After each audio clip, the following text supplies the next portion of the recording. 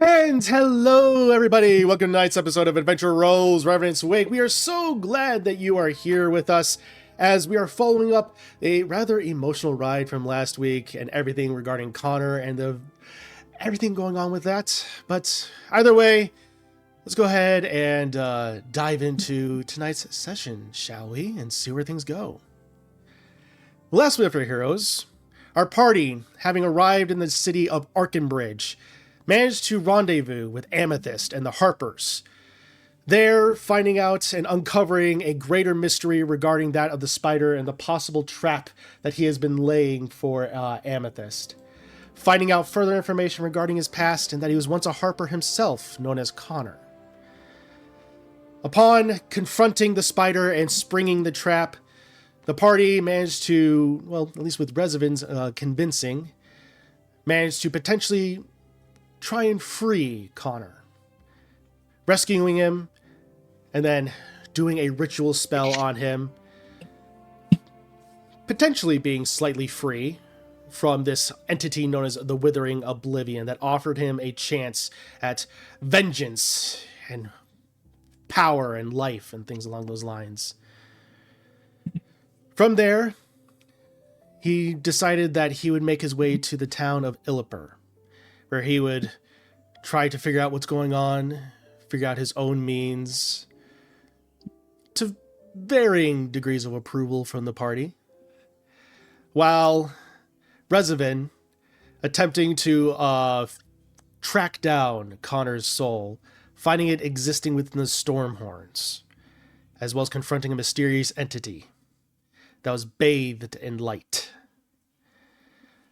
And from there, we pick up as our party has, in the middle of the night, arrived back at the Library of Majesty, the Temple of Ioun, the headquarters of the Harpers.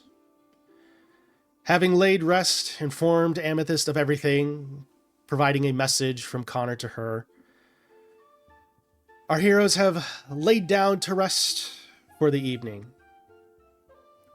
And before you all go to rest for the night, is there anything you all do? Or you all just head straight to bed? Because it is probably approaching about midnight, almost 1 a.m. at this point.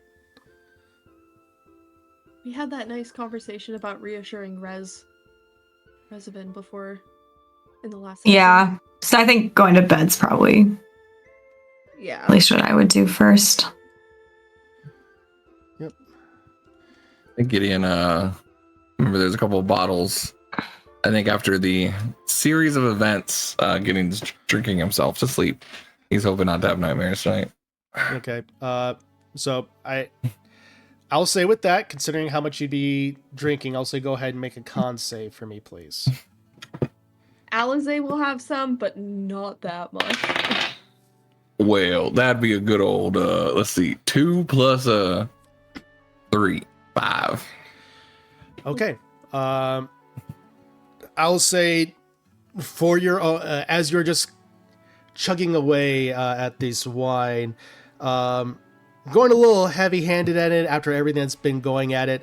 I will say for your own mechanic of if that you're going to be at disadvantage. But as you are currently chugging away at this bottle of wine, and it is a very nice thing of wine, I will say that.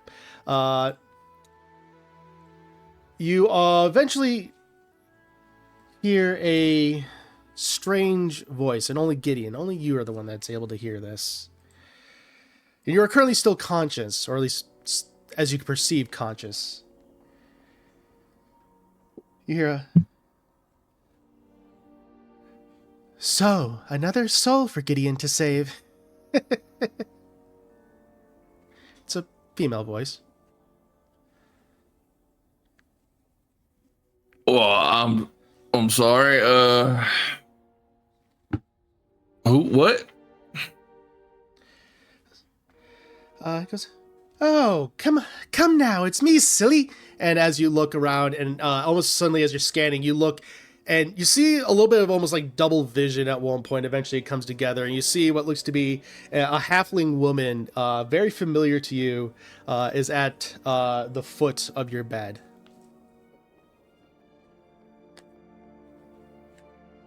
All right. The whole point of drinking was not to be dreaming. But sure. What can I do for you? She kind of then just kind of hops up on the bed, looks at you, goes, "So, what are you going to do with this new soul to save and everything?" Can that be tomorrow's thing, please? Oh, come now. I want to know now. I don't even know. Just try and give them the best life they can, you know? Make sure believe in my friends. All that good stuff. You see that halfling woman just kind of, again, kind of adorned in a little bit more like fairly light armor, cloak, that kind of thing. She kind of looks around and goes, "Ah, new friends." Mm-hmm. You really like Alizé. You both are a wonderful pain in my butt sometimes, but I love it. Oh, she sounds delightful. So are you.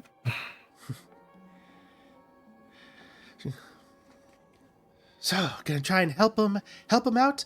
Let me ask you this. You want another question? You're still gonna ask it anyway, aren't you? Oh, you know me too well. Try and grab for the bottle again. Is it still there? It's still there. I like take another big sip and kind of just do a grand gesture. Are you gonna fail them too?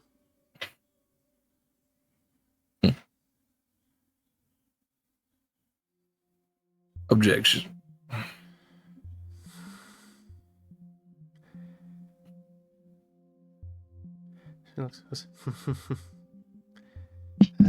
Overruled.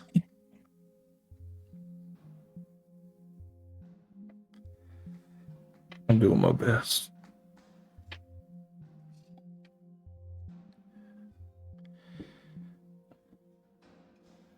Are you going to save us? Doing my best. She kind of then slowly walks on over. Well, sometimes your best is all that you can do.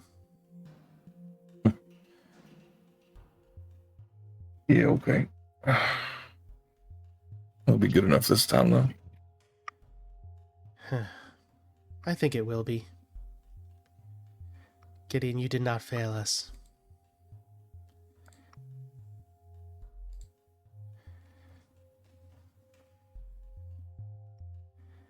Take another drink. So, do you see her, Lynn, reach out and try to go at the bottle, but then her hand kind of passes through it.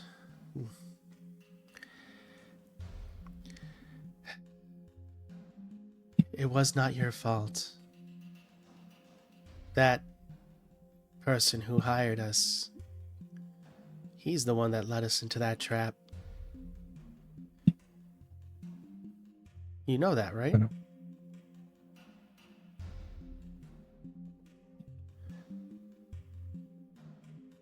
Hard to believe that, yeah.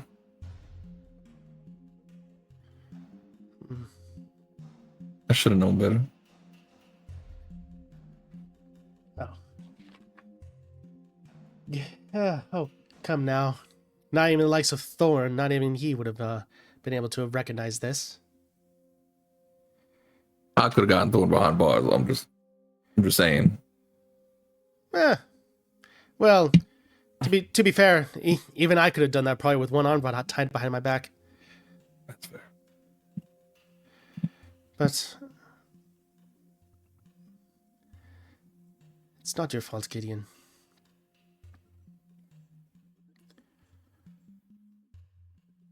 Thank you.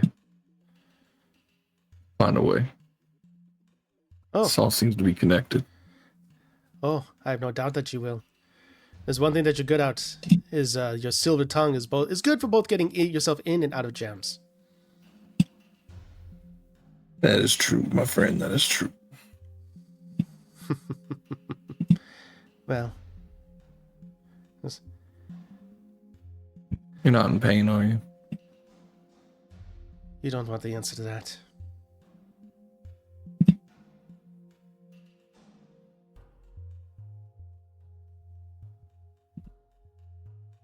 I'll find you.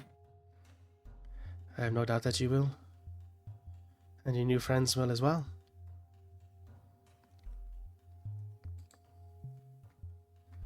Oof. Yeah. With that, you blink, and suddenly she's gone. He just smiles. Devious half wink. And just flips over and tries to go to bed. Okay. So with that, anything else anyone wanted to do before they go to bed? Resident was just using his trance to pray for Connor and to be watched over. Okay. Good to know. So, as you all go to sleep for the night,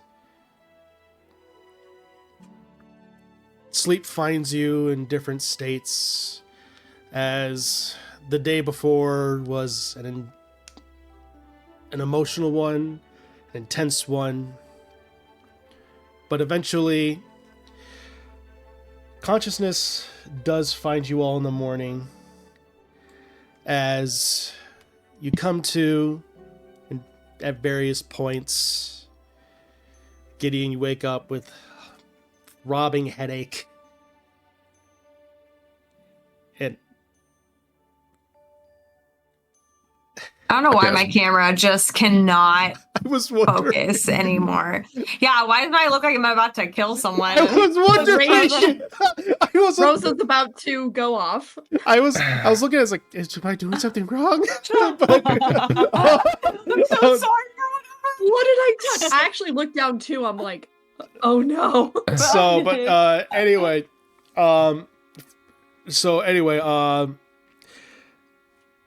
you came to consciousness. Gideon, you have the headache. Amethyst, you see, she is basically assembling, getting her gear together, and goes, morning, everybody. How y'all doing? Oh, a little softer, please. Went a little heavy, did you? Good morning. Oh, yeah. Gideon, are you gonna need some sort of headache remedy, aren't you? I'll be all right. I can make you one. Always works. Sure. How does Amethyst seem? I know it was kind of emotional for her the day before. Yeah, go ahead and make an insight check. Like a roller coaster. Okay.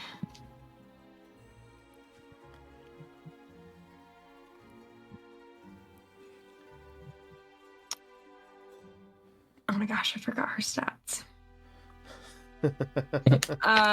15. 15. Okay. As you're kind of examining Amethyst, looking her over a little bit to see, she's definitely putting the pieces of her armor and gear together. She's definitely putting on a bit of a brave face, but is definitely trying. There's an element of like recognizing what came the day prior, but also like, okay, now it's time to move on with the mission and get this done. So, okay. The emotions still linger, but she's definitely trying to keep pushing forward. Yeah. Okay.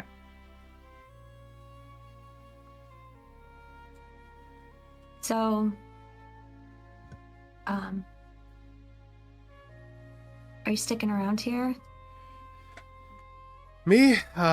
No, I'm probably gonna be heading out. I'm probably gonna try and see if I can make my way to Cormier, see if I can meet up with some of the other Harpers that are looking over your sister and see how things are going there.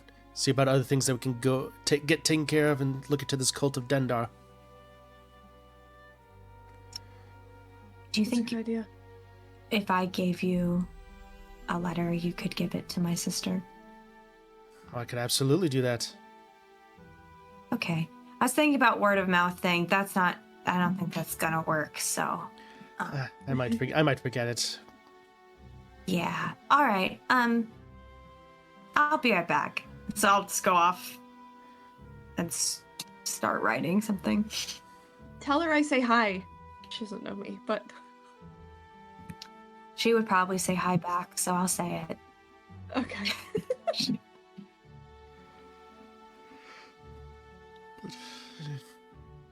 And again, I can't thank you all enough for everything you did yesterday. That was remarkable. We'll see where it leads, I guess. Opened up many doors. We're here to help. You've already helped in more ways than can possibly understood. Good. But with it, I guess, what is next for you all then? That's actually a good question. We have quite a few things to try to tackle and figure out. The tower. Swamp.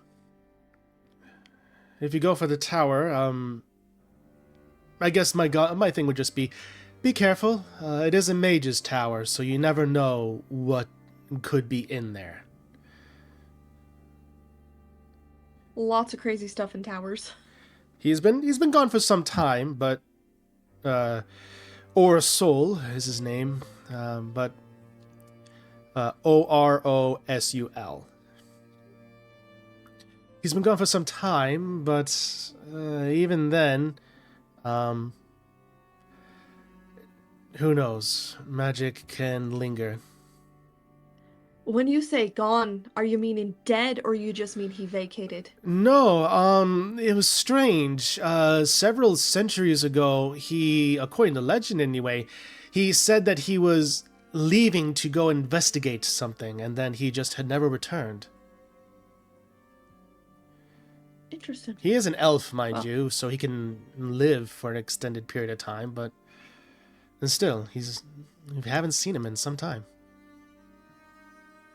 Alright, so, I mean, there's not a 0% chance that he isn't also just in there, hold himself up and just, He is a mage. It's possible that some kind of experiment went awry and he's locked away somewhere. It's not out of the realm of possibility.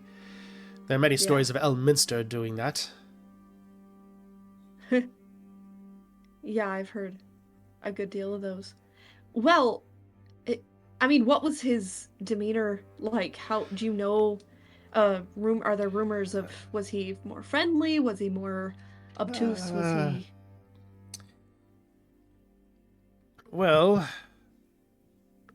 according to stories passed down by the swords, the defenders of this town, he was welcoming to adventurers to a certain degree, but was also a little bit reserved, though a bit eccentric. Not the most eccentric of mages that you would ever encounter within the bounds of Faerun, but had just a desire for learning, really. Alright, so more of a standard eccentricity. Yeah, to a certain degree. Makes sense. Alright. Well, that's good to know. I mean, I'm not supposing you have all the answers. Just I only know a little bit, lass.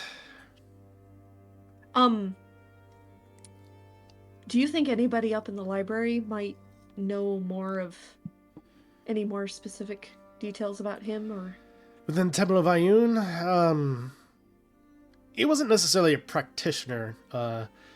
He would definitely be considered what you would label an agnostic within these realms. Didn't necessarily lean toward any particular deity. Ayun would probably be his closest, just because, well, she's the goddess of knowledge.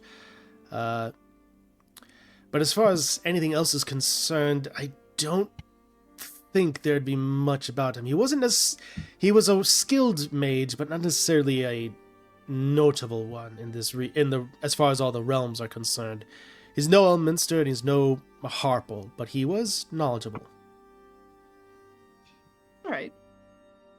Well, that's good to know. He's not necessarily somebody who might be outwardly aggressive, at least not initially, unless we run into some horrible experiment gone wrong.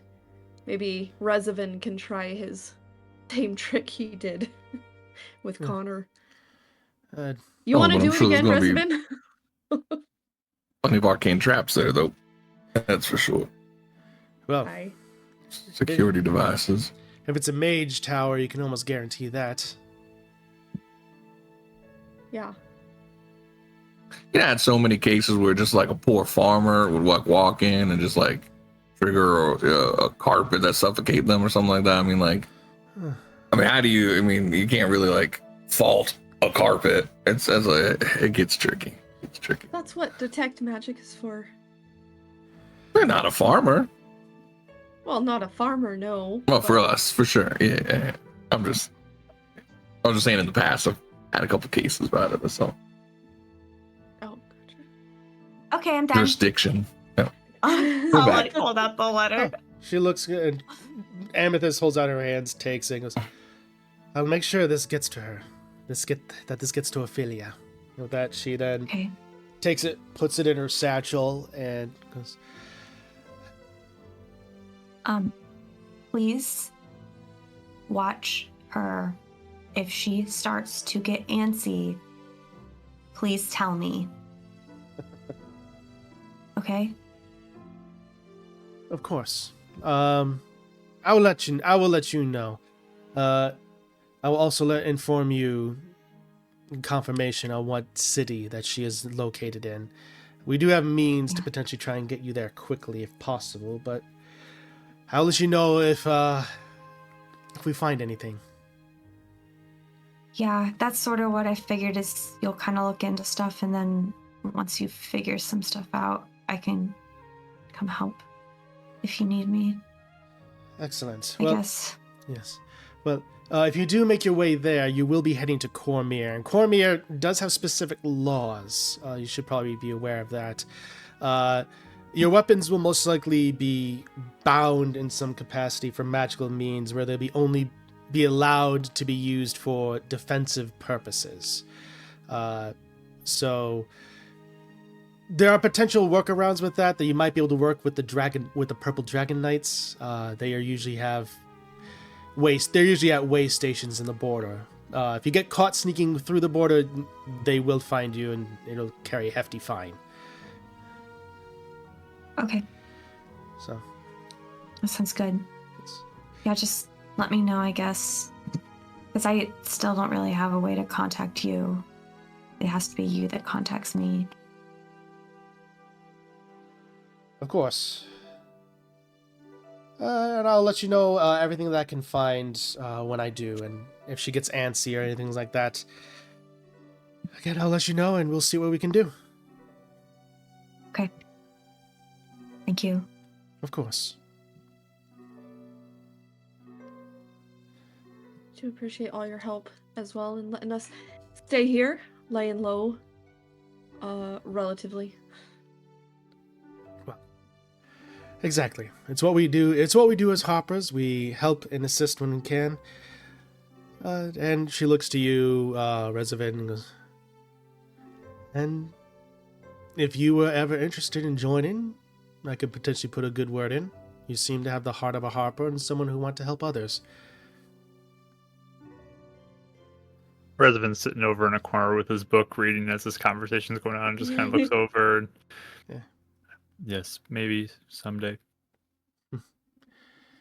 Well, don't have to answer right now, but good to know.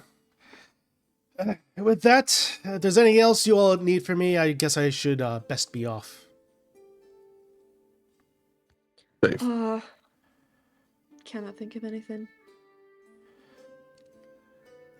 She gives a nod. Nod to you all. She walks over to you, Rosa, and gives you just a little hug. I'll hug her back. We're pretty cool now. And then I want a hug. does Alice And Alize like shuffles over. that she laughs at that and puts a hand over, and then Okay. she go ahead. Oh, Alize's gonna hand her another little letter and be like, because we didn't get our drinking and talking, I wrote a little bit of my story down for you. Thank you, dear.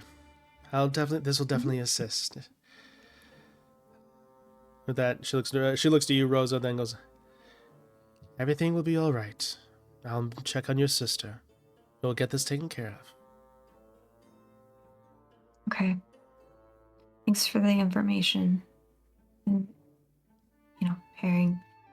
meeting up with, Grace. Of course. Hopefully we can all get this resolved. Yeah. Let me know. Will do. And with that, she then heads to the back wall and inputs various combination on the bricks, and eventually you see a passageway open up to where she then walks through, and the door and the bricks then close back up. Literally looking at her putting that combination in, and I still don't know what it is. Gonna say that. Can we memorize that? You can certainly try. I'll say for this, since you're trying to do a memorization, this will be an intelligence check. Nope. It's not that high. I rolled a 2, so. Nope. 8. Yeah. She is... Oh, Gideon's going. Okay. Yeah. So 7. she manages to do it in such a rapid succession that you swear you even see her going at different patterns and repeating certain bricks, that it's hard to keep track just because it's become muscle memory for her. So unfortunately, you're not able to pick up on the pattern, but you do know it's there. When you're protecting your pin in public. Pretty much. I bet your familiar probably could have figured that out. Doesn't seem pretty smart. Oh, I don't think Cal was paying attention there. He's just laying and stretching. Yeah, just... pay attention to what? Exactly. So, what's next? Want to try and tackle this tower? Brecky, and then Tower. Sure. Yeah, I mean big picture. Yeah. Oh. Yeah, I gotta grab my sword as well. So. Yeah, genuinely, I don't know what we should do, because I was hyping myself up a lot for, dealing with the cold. And then that actually was not that bad. And then I was hyping myself up for the whole spider thing. And then apparently that's not a thing. So I just feel tired, to be honest. Well, you got to take the feel like- resident way. Instead of hyping yourself up, for disappointment, you just stay even keeled. But no strong emotions. Yeah, really easy to do that. Totally. So easy. Definitely not. Or if I'm you actually just really impressed. internalize, that nothing's just gonna go the way you want it. Yeah, I do. That's every day of my entire life. Oh, all right. Oh, we're on the Yeah. same page then. Yeah, Yeah. I'm sorry. I want it to be better for you. Well, that backfired. know. All right. It's fine. I mean, it didn't go bad here. So all I'm saying is that I don't really have an idea right now, because I was mentally prepping for whole scenarios that didn't end up happening. So, I don't know. Remind me, Mark, did you tell us about your visit last night? Or have you not? Has Resident not said anything yet? With the going to the mountains thing? Mhm. Oh yeah, you all were there. I was like almost died. Like, Yeah. we were all at the other cabin. You all saw that. So. Yeah, he That's was. right, that's right. Yeah. He was calling We for a talked Oh, map. about right. Yeah. Okay. We saw cool. him fall over and he's like, I went on a journey. And we're Yep. like, what? Yes. That was the whole thing. Like, I I was like, there was blood on the nose and everything. It was intense. Yes. I think we should finish the stuff up here, go to the tower, see where that leads us, and then go to the swamp because that area seems to have a couple other leads into it as well. But I also feel like we're okay if we want to take a day to maybe we pick up Gideon's sword, we pick up other provisions, we go check out the tower. I mean, it's really close by, so we could always just do a little circle around and then come back and take another night and then mentally prep to actually start tomorrow. Don't think there's anything bad in doing it that way. I'm also exhausted. And it's okay.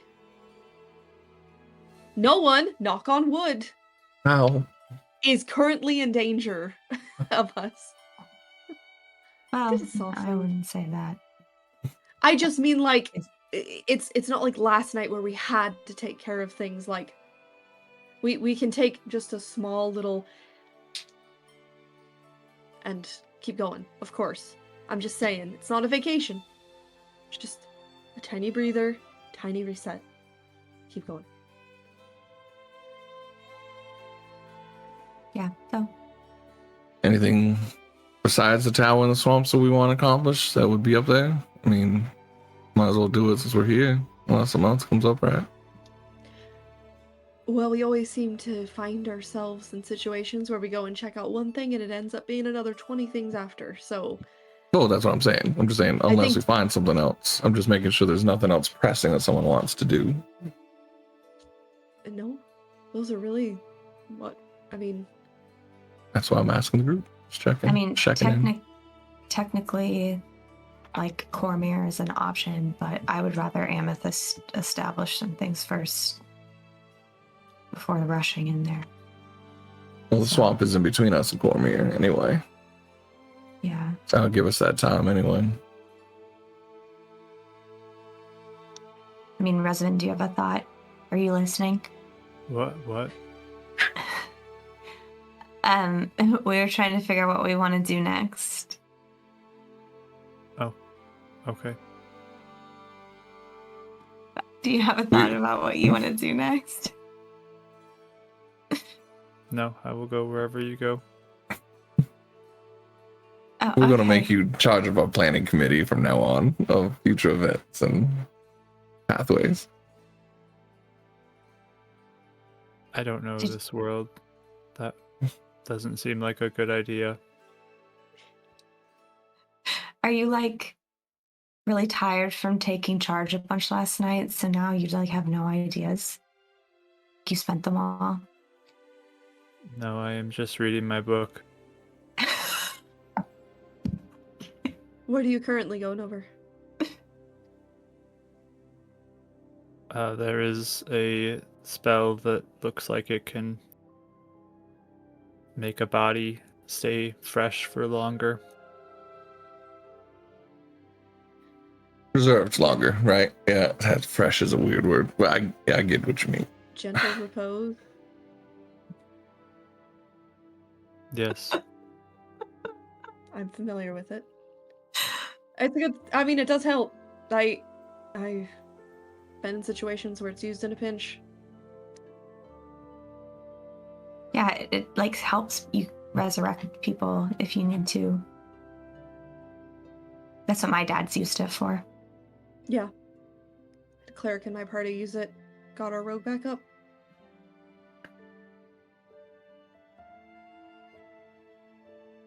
Good Yes, spell, though. that is good. What components do you need for it? Should we be shopping for them or? Money. Fair. How much? 2 copper. Oh, easy peasy.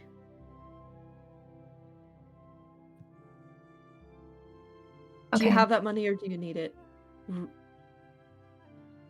I have a lot of coins. Okay, good. Just making sure, if you find that you need components, I have like 98 gold. So, It doesn't say gold, it says copper. right. But we can also break down the gold into copper, too. Man, you. Oh, how you're do you really make rich. gold into copper?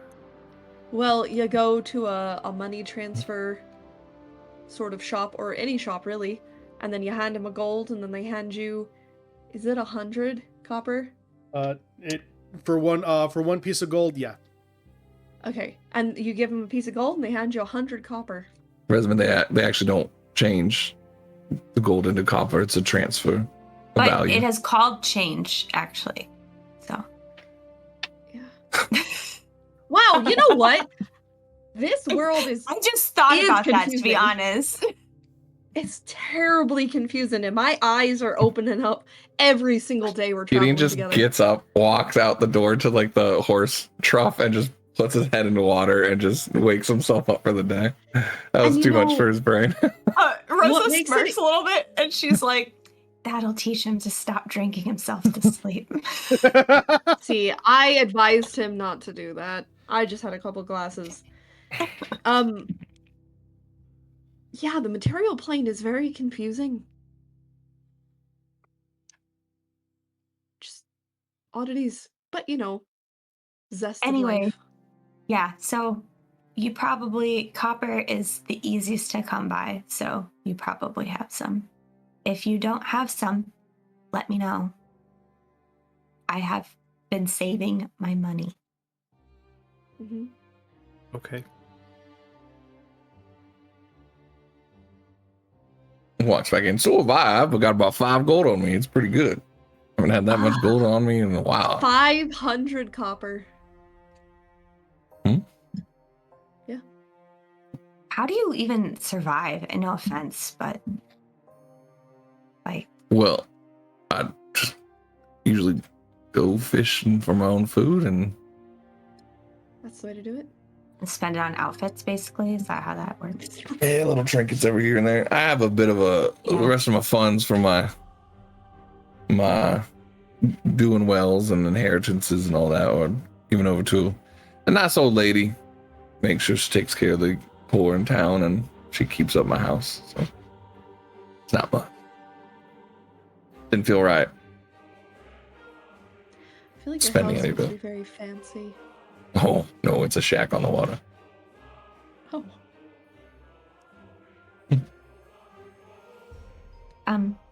So agenda. What's our agenda? Getting the Tower. stuff here, in town, going to the tower, checking it out, Okay. and then the swamp, depending on the tower. Okay. And Do any I- other dreams or visits people have. What? Oh, in case any of us gets those weird dreams or visits. I mean, all of us seem to be getting visions and dreams. I was visited last night too. What? Yeah, plagued by another one of my friends' souls. Leave her this time. Wait, what? Once in a while, some of my nightmares turn into actual visits and talks to my friends. I don't feel like you've told us that. Probably haven't. No. Oh. Okay, wait. Why didn't you say that before? That brings a whole other piece of this into Trying to your figure that out. situation. Well, hasn't really been about my situation so far. I've been really. I thought I was making up for a while there. Sort of self-manifestation of my guilt and all that Yeah. stuff. I mean, that's Then fair. you guys showed up and Hope was like, hey, follow them. I was like, okay. And then she was like, no, seriously, follow them. And I was like, oh, well, I think that's legit. How long have you seen them? DM, has any of them ever shown up like that prior in my nightmares to that first one? As far as basically almost being as close to a physical manifestation, probably nothing to that extreme. For the most part, since I met you all. I mean, I've been plagued by nightmares and flashes of memories, but nothing like that. It's the only reason I kept following you guys in the first place and willing to make that promise. Was this the first time before you made your deal with the Raven Queen? This is the only one since then. So All of you them had were- someone visit before that? Yeah, Okay. it's all hope. Being the one telling me to follow you all. Go save them. Hence, when the Raven Queen told me what she did, it was more of a confirmation than anything. How are they able to do that? Are you sure it's them? No. You should ask him things only they would know. I don't want to tell them more than I need to. It's not them. But that's a good point. Okay, so what did this one say last night?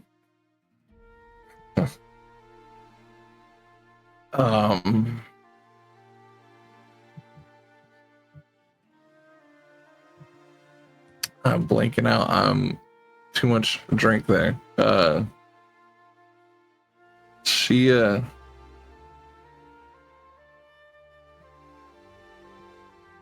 was just saying wasn't really my fault. Is what? Wasn't really my fault. Oh. So it's like Again, a it could just be my personal survivor's guilt thing. talk. I mean, I don't know. Yeah, nothing Mostly about, that's why I haven't really brought it up. I assume maybe if my soul's caught with them as well, maybe that's why they can reach out to me. I really don't know. like they're connected to you somehow. I don't know. Still. Okay. I mean, there's a lot of strange magics out there. Wouldn't put it past it. I mean, I've always heard Hope always talk about, when we dream, it's the closest line between us and the gods. Maybe that's part of it. I don't know. We have been talking about nightmares and dream worlds and cults. I mean, it's all kind of in the same realm of what could be. So I just figured the more we track down Dendar and look into it, more things might clue into it. Can I you do tell us know- whenever you talk to them again? Mm-hmm. Maybe there's a pattern.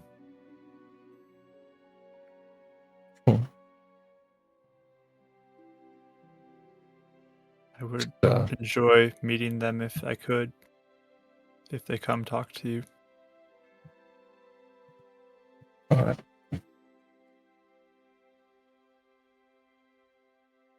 This is the one that reminds me of Alizé. Mischievous. But loyal.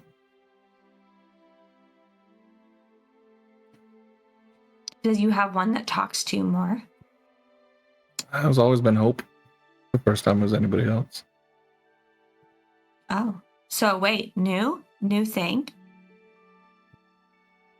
Thorn visited you What at one changed? point. Just kidding. Owen did visit me. So, second time.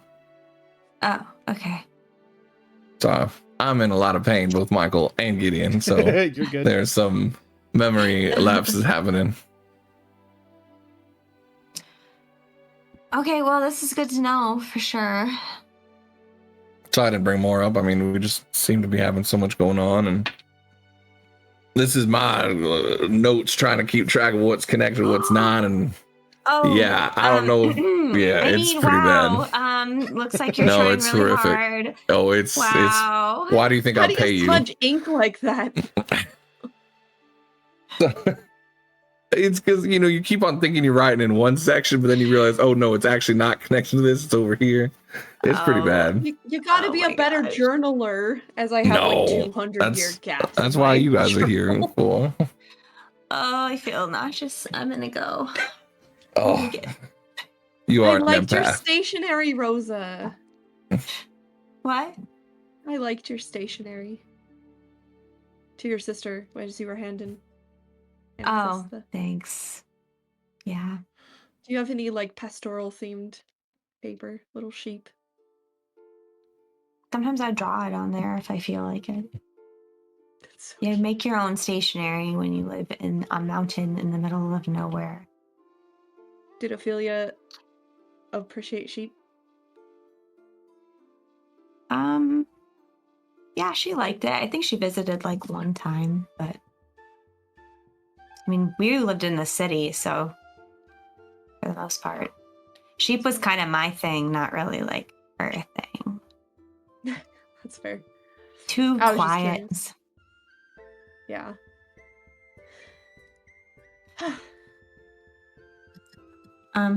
Okay. It's I'm time to good. go and- Yeah. Made plans, get a remedy for your headache there, hangover. So, We'll get Rosa parchment and pen, and maybe she can rewrite my notes so I can understand it better. Oh my gosh, thank God. If she's able to decipher those, let me tell you, she could work anywhere in the world as a It's translator. everything she's already heard. I don't understand the connections going on. I'm trying to link everything together. The spider really put a big wrench into everything. He's kind of connected to everything. Yep. You know, Cal is also happy to be a scribe if you need. You know, he studied at Harvard. I go outside and dunk my head into the water yet again. I'm He was joking just about dying that. Look at Mark's face right now. There's just nothing in there. So good. Well, there's a lot going on in that. reunited in this front, right, Mark?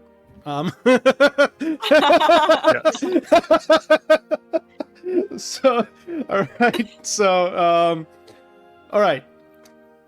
So as you all having this conversation, figuring out the next course of plans, you make your way in the fairly early morning, probably approaching like 8 or 9 a.m. as the sun is starting to rise up.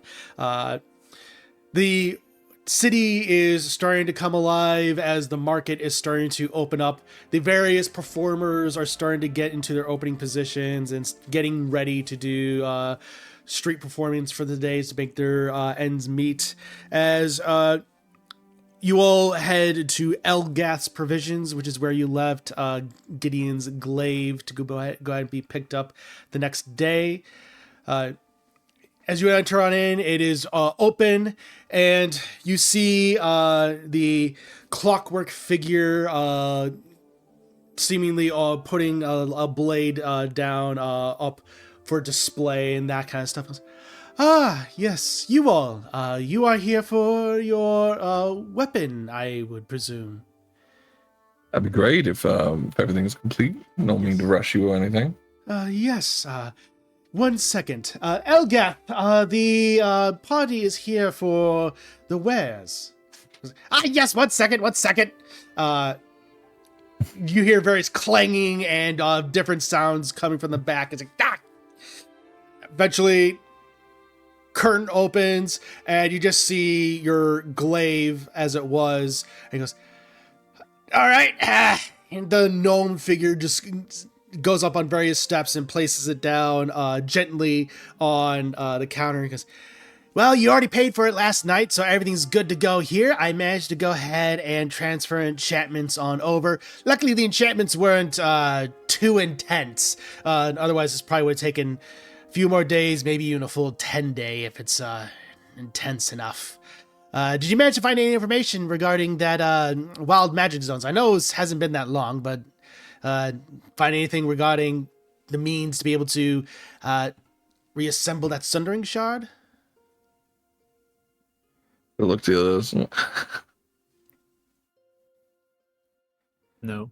No? Ah, okay. Well, no worries. Just wanted to make sure because you never know what can happen in the various time since.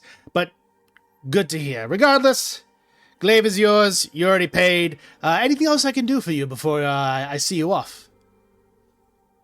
No, much appreciated, and kind of attach and swing it a little bit. And very fine craftsmanship. Thank you. Excellent. Well, I like to take pride in my work, so glad to see that someone can appreciate it. With that, it goes, well, if you don't have anything else in need, Bill can take care of things for you, but in the meantime, he puts down some goggles. I have to go back to do some work. Thank you. And cheap beer. Look at this thing. Ah. I was gone somewhere else. What did you just got your, what happened? The glaive? Oh, just getting we had gotten that kind of enchanted one, but this one's special to me. So I just moved the enchanted niceties of that blade to this one. Yeah, I think I waited outside. I was so scared yesterday when we came into town. I don't even remember half of any interactions that happened. So. This was actually a gift from Hope when I passed my bar. So means a lot. That's really sweet. Oh, yes. Yeah, when I was able to do my lawyer stuff in the city. I thought you were opening a bar and it confused me. It was always a thought.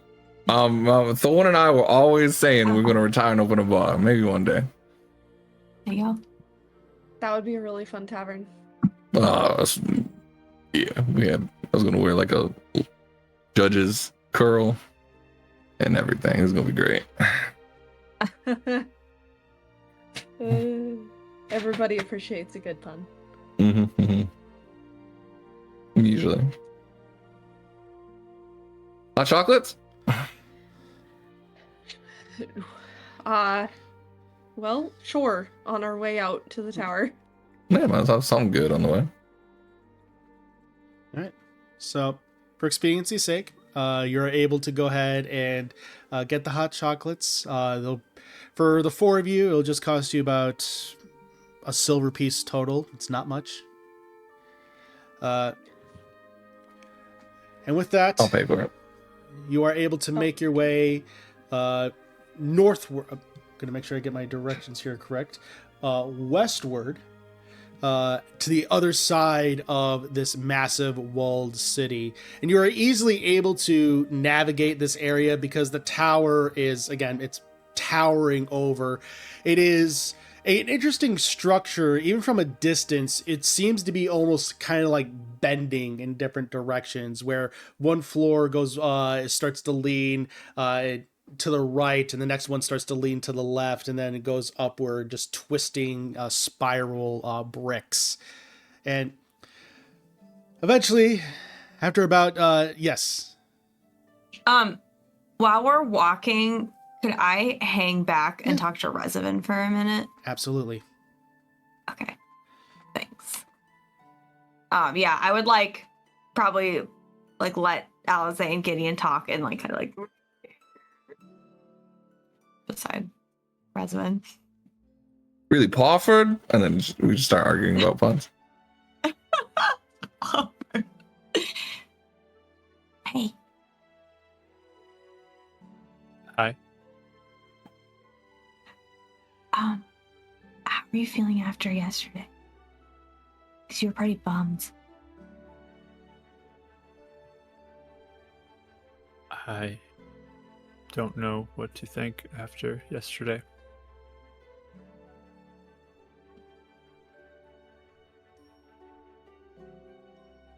Just with Connor? Yes. He killed a lot of people, and then we just let him go. Yeah, I have no idea what was good in that situation. Are you worried that you did the wrong thing? I don't think it was my choice.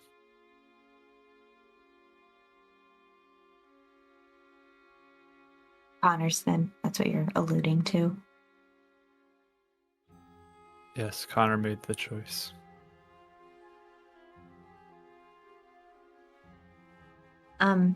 I just wanted to make sure that you and I are cool because there's just been a lot of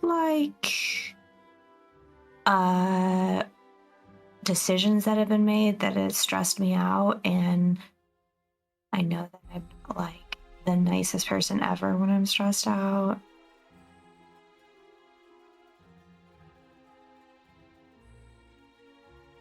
I think you are nice. Oh. Well, that's good, because I was kind of I don't know if I was yelling, actually. I can't ever tell. I just know I was freaking out yesterday. Especially, the whole let's go after Connor thing. Yes, it can be scary to do things like that. Okay, you weren't, like, offended. No, It didn't, like, hurt your feelings. no. Okay.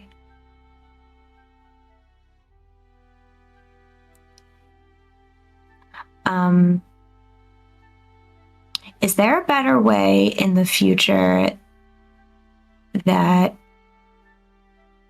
we could come to those decisions without it being really abrupt?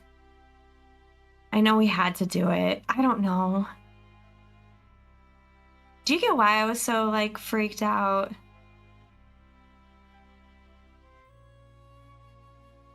You don't like to fight? Well, part of it, yeah. But I always get nervous of what the consequences are going to be, or running into a situation that might be more than we could handle.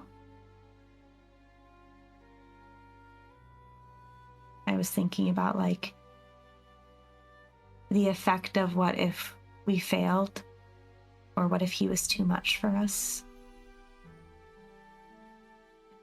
Who would get hurt? Who might die? What could have gone wrong?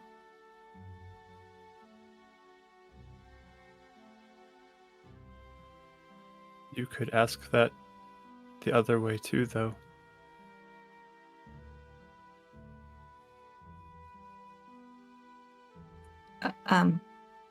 What? If we did not go, who would get hurt and who could die?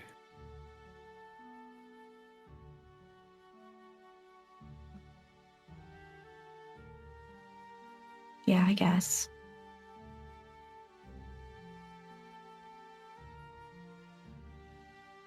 I don't know. I think it's worked out so far, some of the risks we've taken. So I'm not saying what we did was wrong, but I do worry about a time where we might decide to rush into something that we're not ready for, and there will be some consequences that might not even be us that has to pay them, but someone else or other people. My point is I think I'm overly cautious, and I completely admit that. I would sit in a corner and not move and just hang out there for the rest of my life if I had a choice. And you want to help everyone and are motivated by that, so you are not really going to say no ever to that. And I think I've learned a lot from you doing that, but I'm also saying there might come a time that being cautious might be the move, too.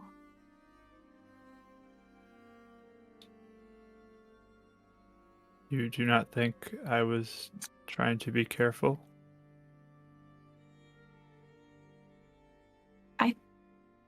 I don't know. I'm honestly shocked it worked with Connor. I genuinely thought we were going to our deaths. So, I'm not sure. It's not like I think you were being reckless necessarily, but it feels like it's lucky it worked. Do you know what I mean?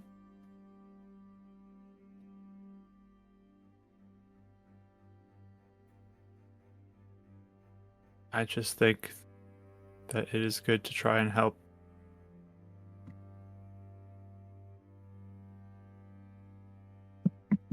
If you don't help, more people, I think, would get hurt than if you do try to help.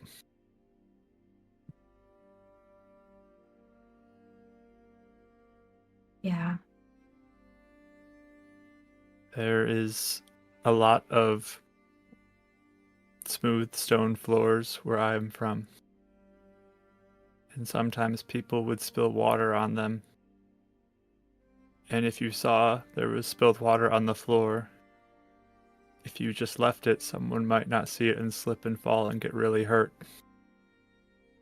But you just have to go clean it yourself, even if you did not make the mess. Because it is the thing to protect people. You have a lot of analogies. Oh, stories that prove a point. Oh. Yes. He doesn't know what that is, Rosa. High wisdom, low end. Yeah. Yeah, I mean, I get it. And that's why I've gone along with everything so far. And like I said, it's taught me a lot.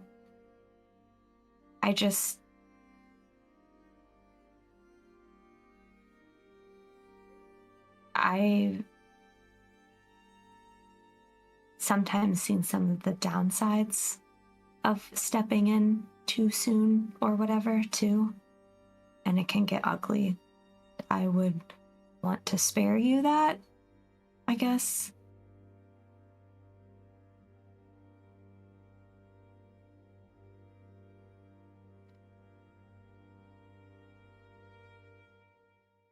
I feel like I want to try and help, even if it puts me in danger.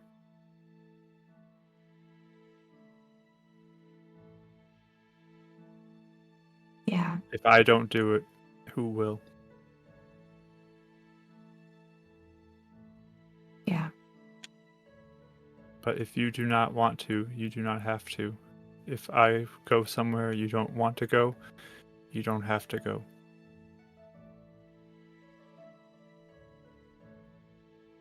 Yeah. I mean, I do appreciate that. I think at this point, though, like, I don't want anything bad to happen to you either, though. So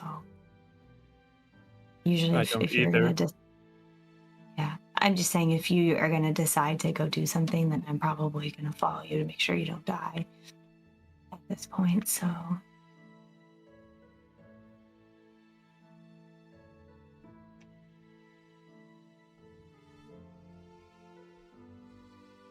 So what am I doing wrong then?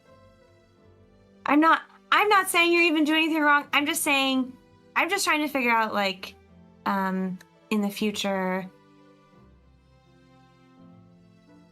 I don't know how to balance caution and people, I guess.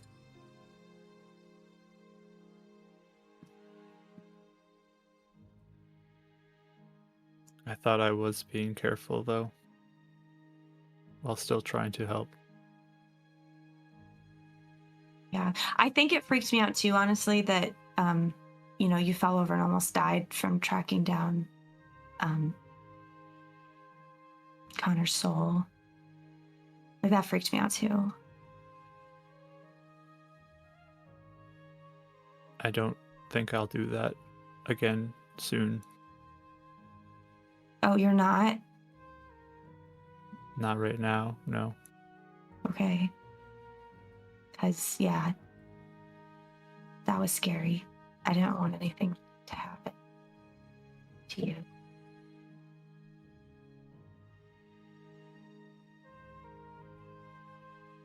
I just was trying to help, but then when it felt like too much, I stopped. So I do try to be careful. Okay. That's good to know. Maybe your limit is like just like way. I don't know. I'm just saying, I think there's probably going to be times that there's decisions that are made that's going to freak me out. And I'm glad you didn't think I was being mad at you, but they will probably continue to freak me out. But Yes. Well. He reaches into the pocket and pulls out a handful of gold. Imagine this is all the life I have, and I could take some away.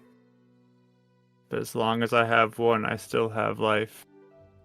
So I'm willing to use all of them to try and help.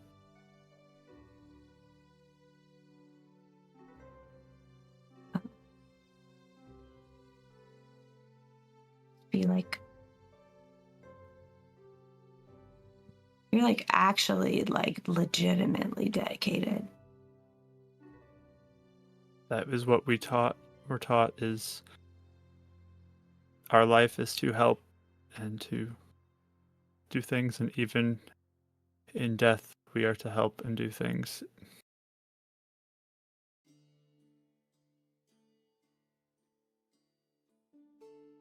Okay.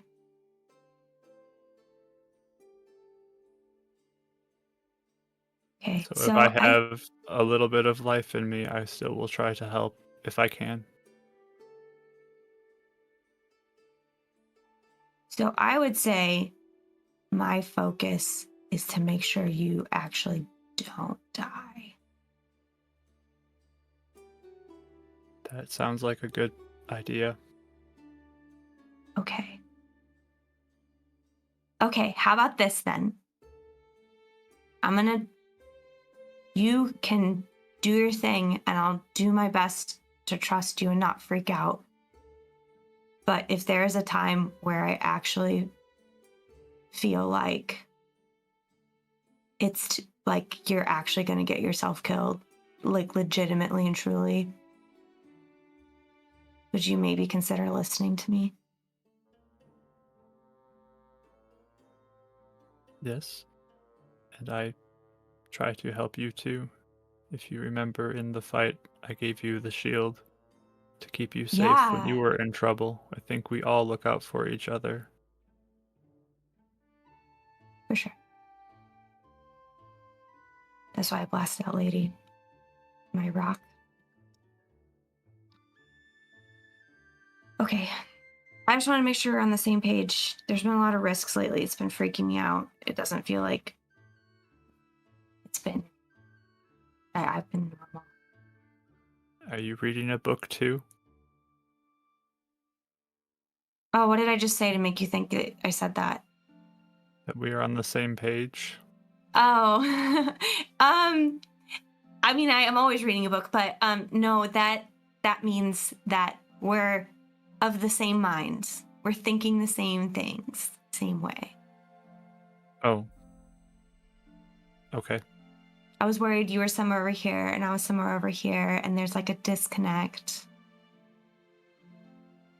I wanted to make sure it's connected. Okay.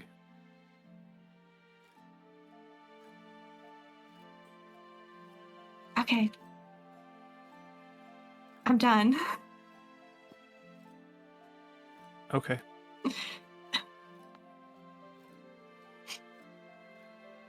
So yeah, she just Looks like she's thinking a lot. Like, it's always like so interesting trying to figure out how to explain things to him. So it looks like she's just kind of stewing over. Okay, Right. this is how it's gonna be. Okay. Nah, of course. So, You know now, Alize, when a person is stuck as a druid wants to apply for college, Harvard University might not be a bad idea. Still You continuing know going. that was an entire joke, right? Yeah, I'm real deep. This hot chocolate's really good. That entire conversation has just been us goofing off. perfect. So, as the conversations are had, things are cleared up. You eventually are able to make it to the outskirts of the city of Arkenbridge, and eventually making it to this tower. And it seems to be fairly decent in height. Approaching about 3 stories tall, going to a little bit of a point at the top. Gray stone vines are reaching up around it, and then the roof has almost like this orangish red tiling to it. There are windows, appears, on each floor, but they are definitely boarded shut. The door in the front is also boarded shut. Steps leading up to it, but are also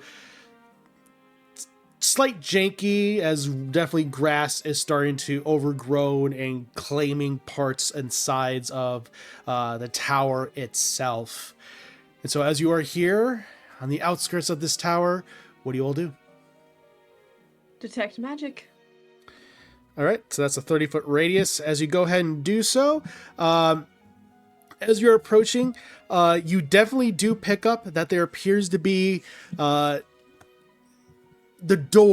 front door, which is a simple wooden door on an iron hinge, appears to be almost glow a bright red, which you would indicate as evocation. Okay. I'm going to point that out, and then I'm going to fly up, and giving the tower a respectful distance, I kind of just want to, like, as I'm going up, keep detecting magic. Probably like 15 feet away from the actual stone, 15, 20 feet.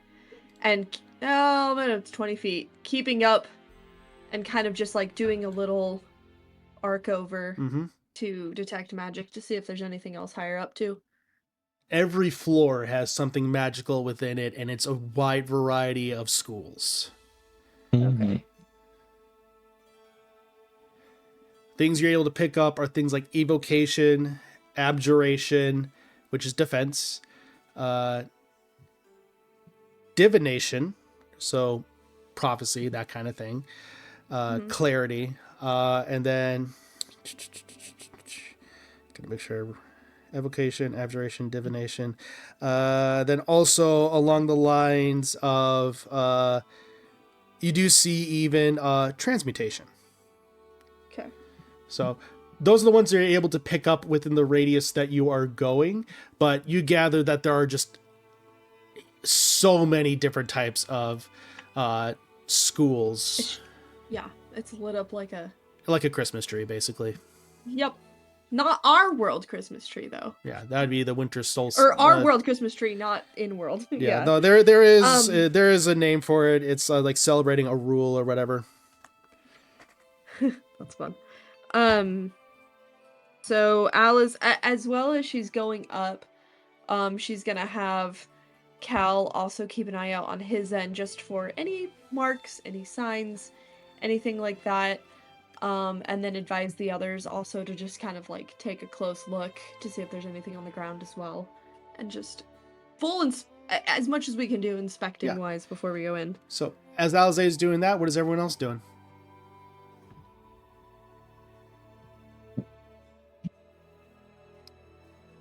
Just waiting.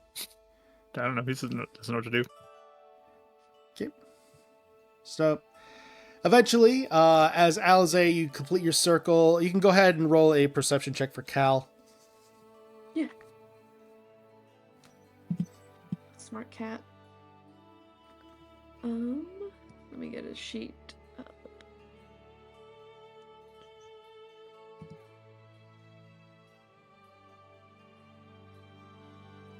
You said perception? Mhm. Dirty 20. Again, there's not much noticeable on the ground. It seems to be a fairly innocuous, not necessarily almost dilapidated tower. Definitely the magic within and around it is definitely what's helping keep its shape and structure to a certain degree. The parts that are most ruined are the parts that are basically being overgrown, which are approaching the first floor. Looking, definitely appears that the wood, you could potentially get in through things like the windows. You probably need to pick locks. Same thing with the front door. But beyond that, seems to be a fairly standard tower from what you can tell. Okay. Alright. Come back and just kind of give him all that information. So we could go just through the front door. I mean, try that first if you want. You said you found magic on it, though. Oh, yeah, this whole thing is absolutely just packed full. Like a can of sardines. Fair enough. I mean, we can try. Anybody have any better ideas? I mean, Because they said because we're looking for the magic in the tower, or like elements of wild magic for the Sundering Shard. That's why we're there. We're here, right? Looking for the map, wasn't it? yeah. Hey, Lit, can we have a refresher? Yeah, so I'm getting basically, you were looking for potential locations of wild magic, and maybe if there's wild magic, like blue flame potentially within here For the Sundering Shard. for the Sundering Shard. Yes. Gotcha. Yes, Okay. I wrote top map for some reason. Oh, top But there of map. was That's something there was else. nothing that specifically made us like say there would be some here. It's just like a out there theory that it would be here. It could be, yeah. Okay. This was one of those, I think, hey, we'll just check it out on our way out. Because if it does lead to something cool, if it doesn't, Yeah. okay. Yeah. I mean, I don't know. I mean, I can turn into an animal. I don't know if that will necessarily help. Do you think I I don't- could just try knocking on the door and see if someone answers? That's what I'm I saying. was gonna I suggest. think it's I okay to mean, just we do could- that. Go that simple and see what happens. Yeah. It's not the worst idea. Yeah. I mean, because if he hasn't been seen in a long time, this place could be abandoned, or he could still be in here. Or if he doesn't answer the door, we can always try a window. We can always try a different route. Or we can just say, you know what? It's fine. I was gonna say I could identify the door too. If knock doesn't work. I think it's oak. Too many puns in this group today. Yeah. Keeping the levity up. Sure, let's just try. Let's knock on the door. Knock, knock, knock, knock. All right, who's knocking? Who's where? I'm behind, like way behind. How far? How many feet? 15 feet behind. Okay. Enough to rush up if something happens, but also maybe enough to try and like Okay. do something. Can't be Let's like go 10 feet behind her. actually. Okay. 10 feet Just behind. stand by Rosa, I guess, if Right. Halliday's knocking. So Wait. Before I do, I can just have Cal. I can always resummon him if we don't want to risk it. I mean, this thing could also.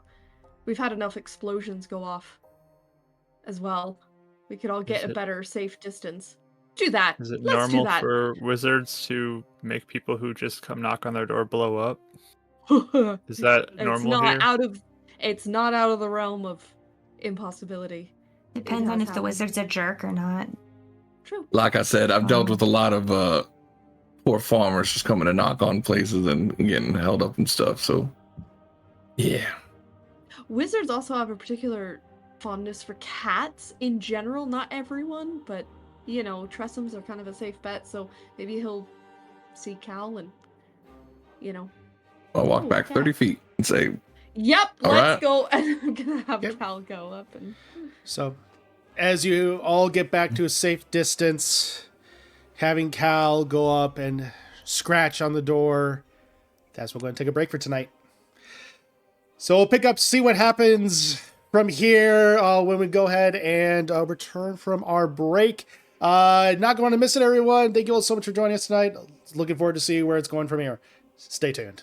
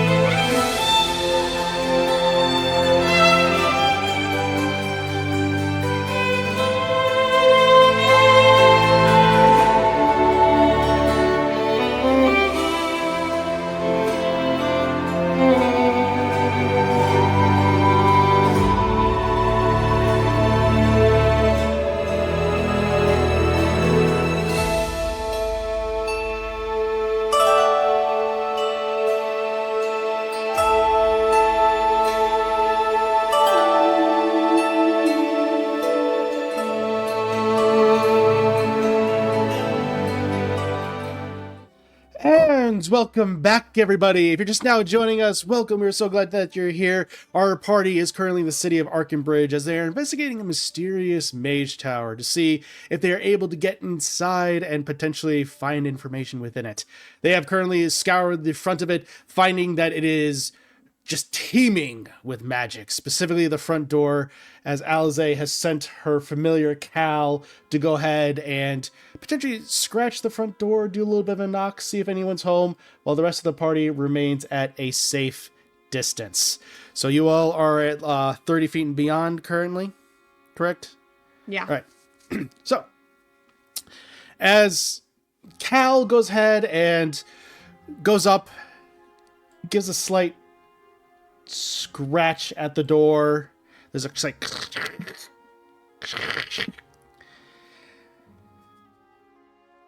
for a brief moment there's nothing, and suddenly you see surrounding on the front door runes. A massive surge goes forth. I need Cal to go ahead and make a Constitution saving throw. Cal, no. Alize's just sighing. Con save. And Micah will just have a little. It's just 13. It's flat. 13. So as it goes, there's a massive force of energy surging forth from the door. Even being 30 feet away, you all are able to feel the wave just surge right over you as you see the ripple effects going through the grass. And as that happens, Cal winds up taking 13 points of force damage. Yeah. He only had 5. Okay, so as that happens, Cal is just ripped to dust, and with that, you're standing there, and then the runes are glowing bright red, and then depower. All right. A lot of Oh, wait, there's a answers. fireball there. You thinking that was a fireball? Well, it blew up. So I'm just saying. It was a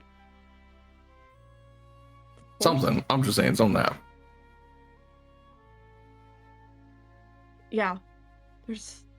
I wonder if it's going to be activated again. Cal's fine, by the way. Familiars. He does this all the time. Well, one of us can go up there. Or I can try to summon Cal again and have it go for a second time. Would you say it was a door on an iron hinge? Door on an iron hinge, yeah. Probably not like kickable down or anything. I mean, could just try brute force. You know what they say about adventuring party indoors? I have a question. Do we need to get in here? No. Mostly curiosity. Literally killed the cat in this case. Trying to Oh dear. help find a way to get your weapon, right? I guess I don't know. Just I don't want that to happen to any of you. Right. I could take a few of those. Don't really want that either. We could throw a rock at the door and see if it gets triggered again.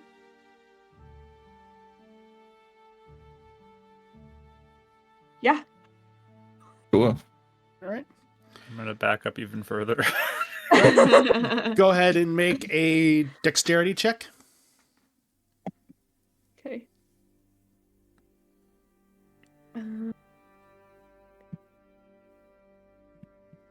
That's okay. Not a saving throw. So I'm just Yeah. adding 4. what I rolled in the 4. Yep. Okay, 18. 18. As you go, you hit the door, being 30 feet and beyond. Again, the runes. Dude, this is a liability right here. We could really make a good case against, any poor person that comes up. I'm not sure about the laws here, but same.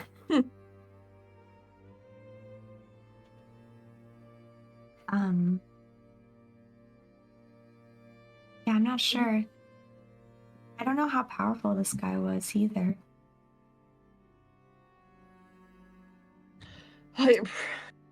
I'd wager pretty powerful if you could see all the charms and enchantments and everything around this. I'm curious. Anybody else who wants to participate, don't hit the door. Just, I'm curious if it's only the door or if it's the entire tower. No. So if you're okay with it, just taking a couple extra minutes and pelting at different spots trying to test the tower. I'm actually mighty curious about this now. Cool. Yeah, I said you didn't kill the aviary. If you guys want to like stand back, but then like also throw rocks at the same time, and then we could also see if the magic registers differently. I could use help. Cool. Man, I feel like some teenage misdemeanor. I was just about to say, right now. yeah, this is kind of a also a great line for a judge to be assaulting someone's private property, but that's all right.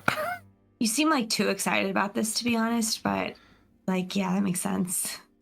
Well, no one's dying in this case or at risk, so It's kind of like a puzzle in a way too. Yeah. Well, I put runes to blow up the front door if you don't want someone to try and figure it out. does somebody want to pay attention to the kind of runes? Not that I'm even have a mind for it, but we can always write it down and research it later as well. The Yeah, I can evocation. Okay. We do know the location. I'm just curious. No, Alright, Rosa? evocation. Oh, evocation. Yeah, I mean, that's what's on the door. Does that Resvin mean and... evil location. Not quite. Evocation is a school of magic and study. Oh. There's... I feel like Is that that one was on 9? purpose, resume. Are there I'm 8 schools of magic? confused. I know necromancy. Yeah, that's one of them. That's the Evocation, only type of abjuration, magic. conjuration, transmutation, necromancy. Is that the only one with an ION without an ION at the end? That's just the rocks. Anyways, yeah. Okay, so 3 of us will throw the rocks. Rosa, if you want to write down. I can look, yeah. Right. Yeah. I'll say, so you all are just throwing randomly at the tower, not to the door. I'm just making clear. Not to the door. All right. So I'll say, for those of you who are throwing rocks, go ahead and just make general dexterity checks. Rosa is 14. your examining, so 14, 8. 8. Oh, hit store by accident. Resident, did you throw it all? Just wondering, or no? No, I did not throw. All right. So Alize, as you're kind of just throwing, you're hitting the general. You are hitting the general tower, but you're not hitting anywhere specifically. You're looking, and there are no runes glowing on the front door really at all. Gideon, as you're kind of just throwing about, going, you do manage to hit some of the windows that are currently boarded up, and as you strike them, you wait for a moment, but nothing glows on either the window or the front door. Oh, Crawl through the window. So true. yeah, they are like so just further description, they are kind of like wooden panels are blocking the entry and they're boarded shut, so you will have to pry it and stuff like that. How high up is it? Each floor has a window, so you can do base floor, second floor, third floor if you so desired. So Okay. about 5 feet, then going up even further, closer to 20, and then closer to 30. If it doesn't seem to do anything at first, I'll just take my glaive and try and prop open one of those boarded pieces of wood. I'll say go ahead and make an athletics check.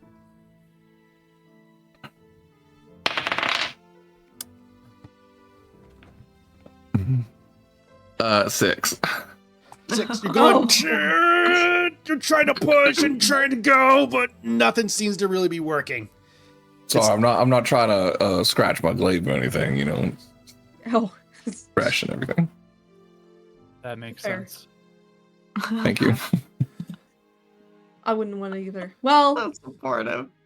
you know, Let me take out my spear. Let me try this again. Let me try this again. Maybe someone can help me this time. Use my spear. Guidance. Thank yeah, you. I'm sorry. These noodles of mine. Athletics. It's a little embarrassing. Oh my gosh, Gideon. So that's a natural 1. Up to a 8. Oh. Again, now this is the regular spear, correct? Yeah. All right. So as you're just going, you're just ching going through, and there's just something with the nails are very boarded in and just nailed shut heavily. And you're going pressing forward, and you said you rolled a natural 1. You can break the spear. Yeah, I was it's gonna fine. say as you go and just suddenly there's some with the pressure, and then halfway through you just it just snaps, and the spear is just broken in half. Must be enchanted nails or something on this board. There has to be. I don't know what kind of carpenter abjuration these were, but we really don't need to be in here. It was really for some wildfire and wild magic things. We can always come back to it later, Okay. right? Rosa? Does it look like a spider can get through the window, or Make a perception check. okay. Let's pry the jar open for him. Oh my god, I also rolled so bad. 8. We're not getting in this tower. As you're kind of examining, looking around, it seems to be really boarded shut and just tight and really tight. It's hard to tell if a spider would be able to fit through with just how limited cracks there are. There was a crack, but we touched it and the spearhead falls out. Now the crack goes away.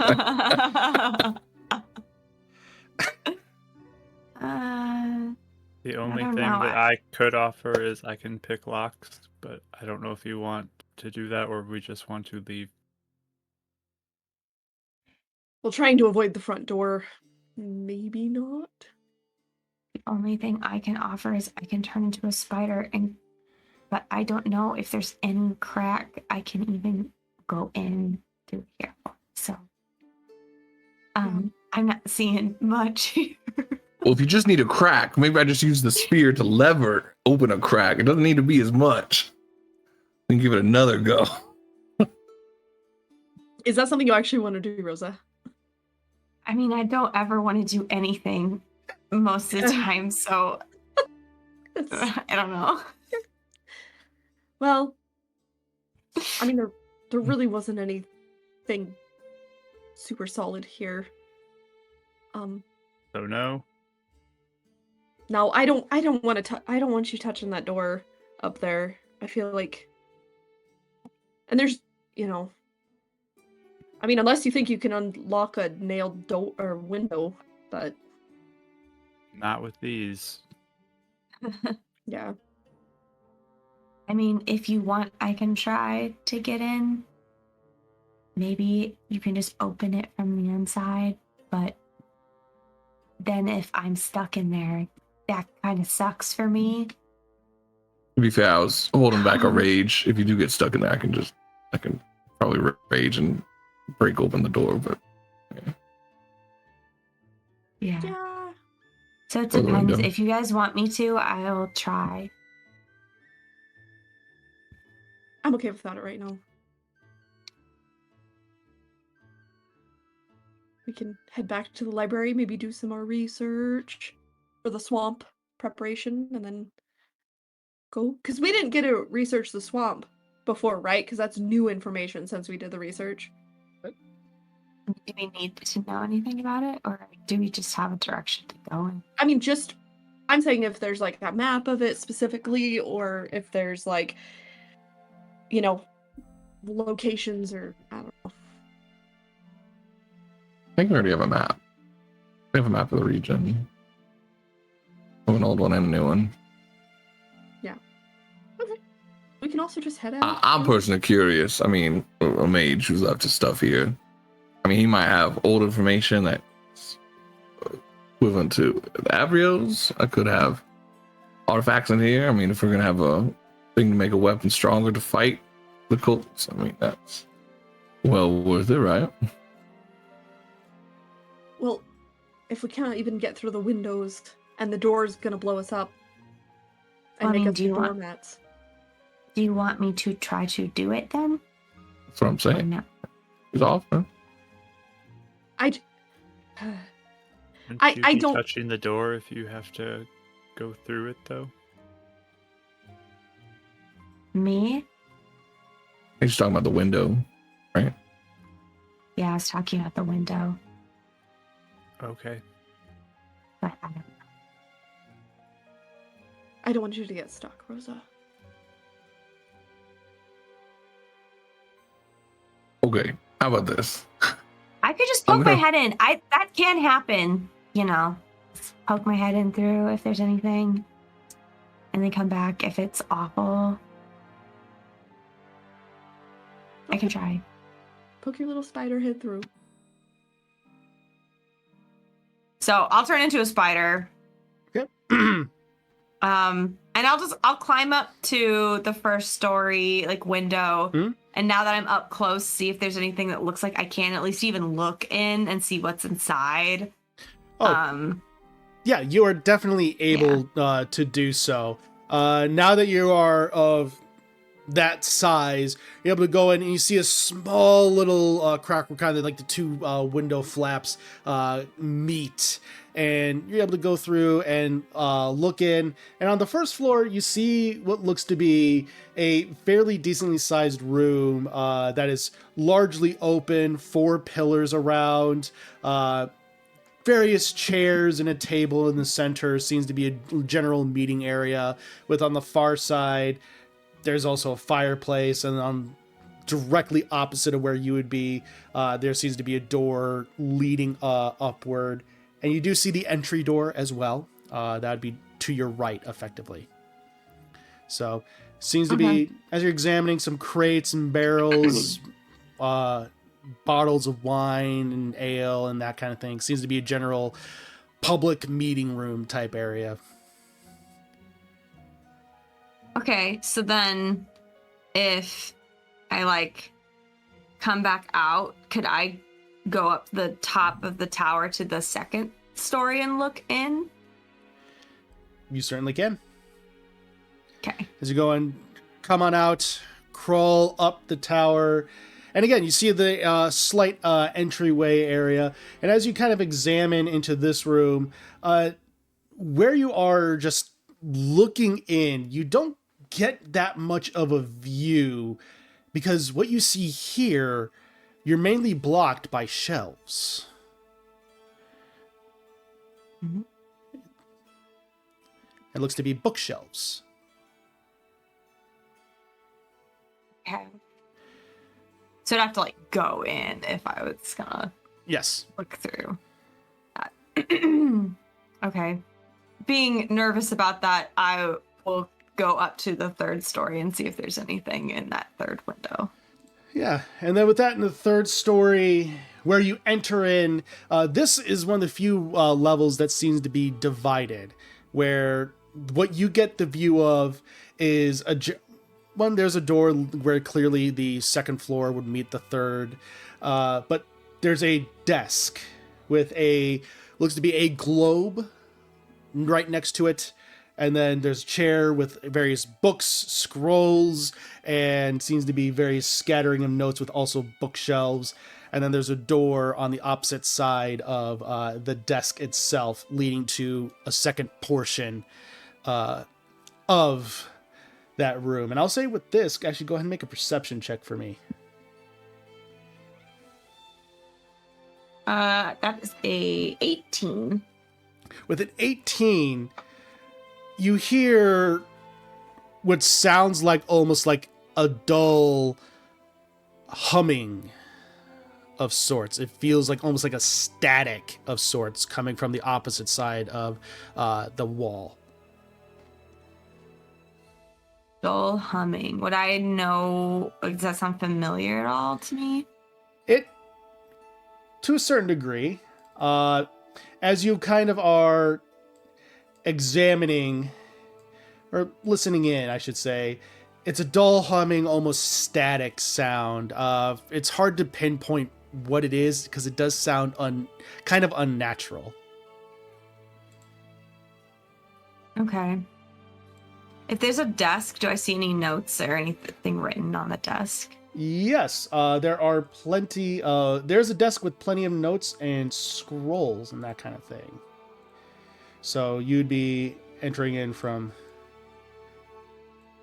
on the left side.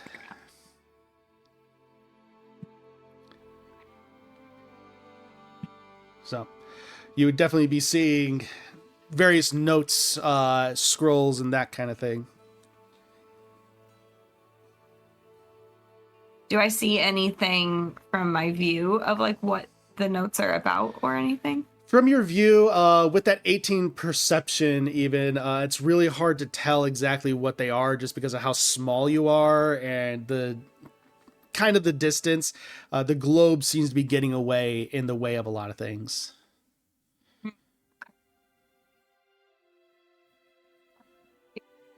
Anything else of note here before I...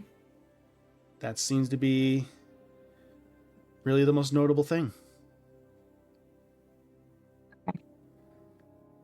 So then I'll go back down.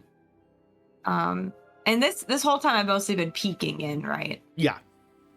Or I haven't like gone into the tower. As far as I know, you've just been kind of Just like looking. Okay. look in, then look out. That's what I've been working off of. Perfect. I just wanted to make sure. Mhm. Do I feel like there's any magic around the windows or anything? You know how like There doesn't anything? appear to be any type of defensive runes like the one that was in front of the main entryway door.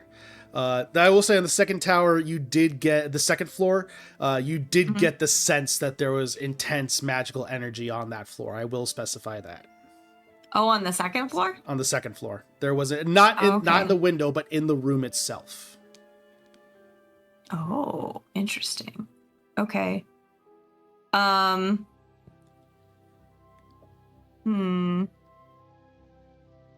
I'm in the third floor, Yeah. and I like poke my one little spider leg like across like the room threshold, does it do anything? Like I'm just like, Yeah. As you it's like kind dipping of your toe in the water type of thing, like ooh. as you kind of just slowly enter in, nothing seems to happen as of yet. Okay.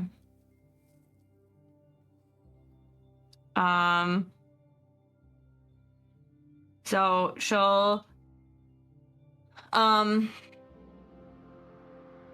climb back down to the second floor, and then do the same little like poke. Yeah. And see if anything happens. As you do so, again, going in from about the left side where you just see a bunch of bookcases, you poke on in, and again, all you feel is just intense arcane energy coming in from the center. I'll say for this, since you are a druid, go ahead and make for me a wisdom check. Sure.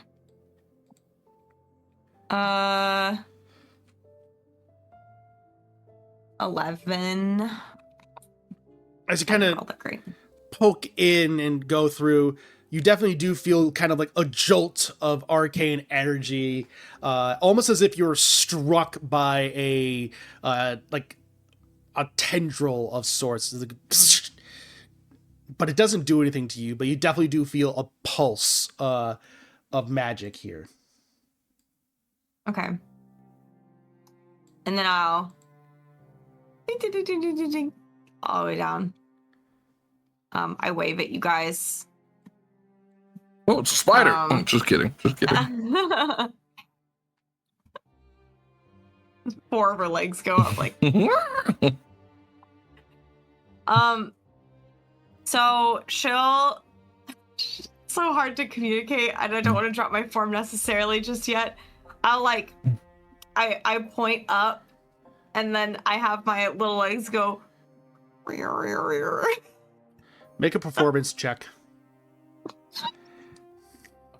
Since you're She's trying, either having a stroke or she's doing charades. since you're trying to pantomime, this will be performance. Can she I got write a in this form? 13. 13. I'll say for that 13, anyone can go ahead and roll insight to see if you're able to piece together what she's doing. I'm just gonna cast Speak with Animals. Oh, 17. does that work? Hold on. What Alize and Resident, what'd you both get? 17. 18. 18. So there's nothing. Let's say beasts, so I don't know. It says beasts. Spiders technically do fall into that category. This is where, like, technically there's nothing in the rules that say it shouldn't work. This is one of those rule gray areas that they leave it up to DM interpretation. So, but as far as, real quick, just as far as the insight checks go, you're able to gather that not the specifics of what's going on, but definitely that there's something specifically potentially on the higher levels. With that 13 performance, that's what you're able to potentially piece together. I'll say for these purposes, Gideon, I will go ahead and allow it for these purposes. So Fun.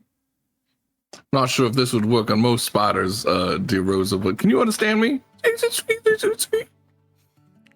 Oh, I mean, I could understand you already. The real question is, can you understand me? Well, look at that. I wasn't sure if this spell was going to work. I have a lot of new friends at home I can talk to.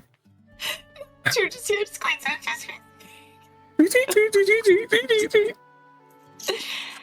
was able to get in touch with her. Yeah, this is much easier. So, second floor, I can't see inside, but there is a big magic energy. I could feel it even when I poked my leg in.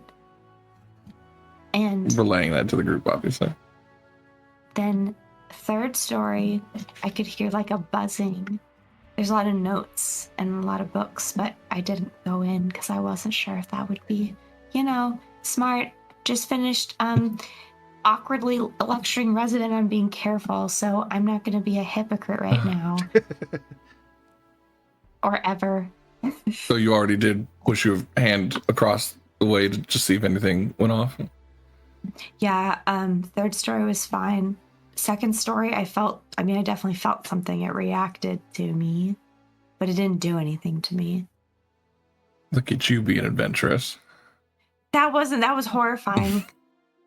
Well, that does track. There was a particularly large energy coming from the detect magic that I was feeling, so that tracks. I mean, I was curious, obviously, but hey, now I know. In a pinch, I could speak to you like this. Well, why don't we, you said there was, what was on the third floor? A study, notes. I didn't see what was in them. And then a buzzing sound. Why don't we start there? Maybe we'll get an instruction manual or something. What do you mean we start there? Do you want to go up there like all of us? Sure. Straight to the top. How? I mean, I know how I'm getting up here. Well, yeah, you get up there. I She can can fly. I can fly a rope up and secure it just fine to the roof or to the windowsill. Have you all follow up? Well, the boys.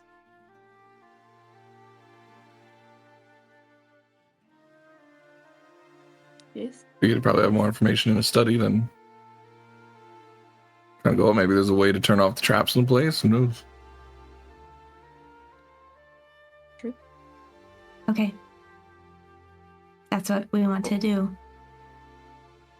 Yeah, I mean, we have to still try to open up the window. Rosa, That's I true. don't know Your if you- spear did. Yeah, that's. Oh, I didn't hear that. But if you're just translating this, then that's how I'm Yeah. treating it. I didn't say that part.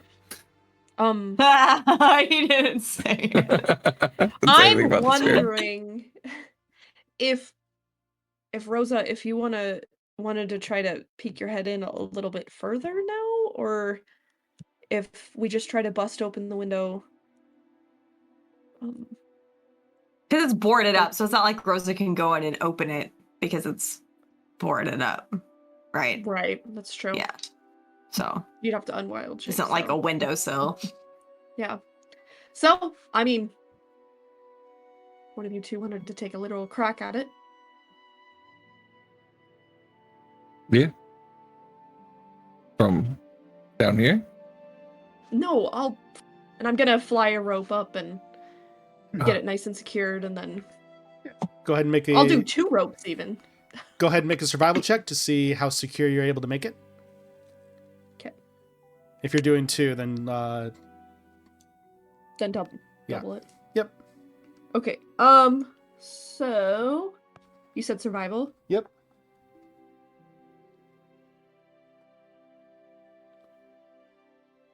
Um, 22, and then a 19 for the other one. Okay.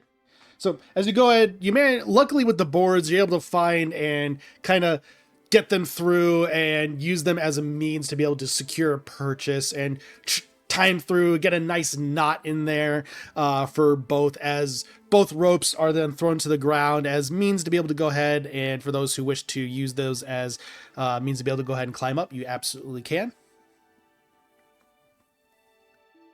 Cool. Let's go up Easy enough. and wait. Mm-hmm. I was gonna say if Rosa wanted to have a little pat, Loose. like I could always hold you too. No, I think she'll stay on the wall and Okay. just kind of monitor things. I'm not climbing until the window is open. Fair enough. All right. So Gideon, again, you're able to easily climb on up with the rope. Go ahead and make for me an athletics check as you are trying to get everything open for me. Can he just take out his glaive and swing instead? You instead of, absolutely like, trying to can. pry it? Go ahead and make an attack roll. Yay! He's like, I'm just gonna reckless this one. Yes, he's gonna swing reckless at a board that he's quite frustrated and embarrassed at. That will be a natural 20. All right, go ahead and roll With his damage. brand new glaive. That is funny. I'm so confused. This is probably the most D&D this campaign has been to like. Yeah. Yeah, and I rolled a 1 on the damage. So that's an 8 points of damage. Right. Well, either way, you're still able to. You just doubled the damage die. You didn't roll a second one, or so. Oh yeah, natural 20. Right. I rolled another 1. So I tried, man. that's points. I tried. So with that, as you go ahead, take a swing, you are definitely able to go ahead and take a chop at it, and goosh, it definitely does bend and splinter out. You can go ahead and make a second attack on it. It definitely seems to be weakened at this point. You also mentioned she put the ropes on the board. Is there like I'm able to attack the board that I'm not? Yes, I'm Hang assuming. on, okay. I'm assuming you are intelligent and wise enough to know which ones to go for. I don't know about that one, but sure. You have enough wisdom to know don't go for the board that you're currently hanging on. That's fair. That's fair. 23. 23. All right. Go ahead and roll damage. 12 points on this one. And the second one, you're able to go ahead and crack it. The boards through. Again, the wood holding everything together is kind of slightly decaying, and just everything was just at that point.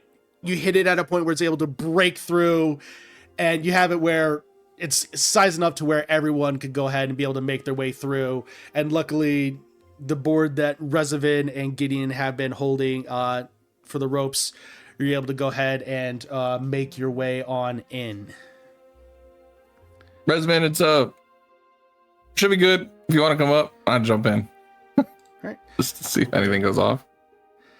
And as you go ahead and enter on in, nothing goes off, but you do hear that dull humming and almost staticky type noise coming from the opposite side of the door. You'll be entering in from the left-hand side. Okay. Cast light, I did just for everyone fold can see. when Gideon was successful. Mhm. I landed. I put my wings back in the backpack, and then I climbed up the ropes. Okay. Just to specify, she doesn't have her wings out in here. All right. Small spaces. So, perfect. So as you go ahead and enter in, again, nothing really seems to happen except for that that sound.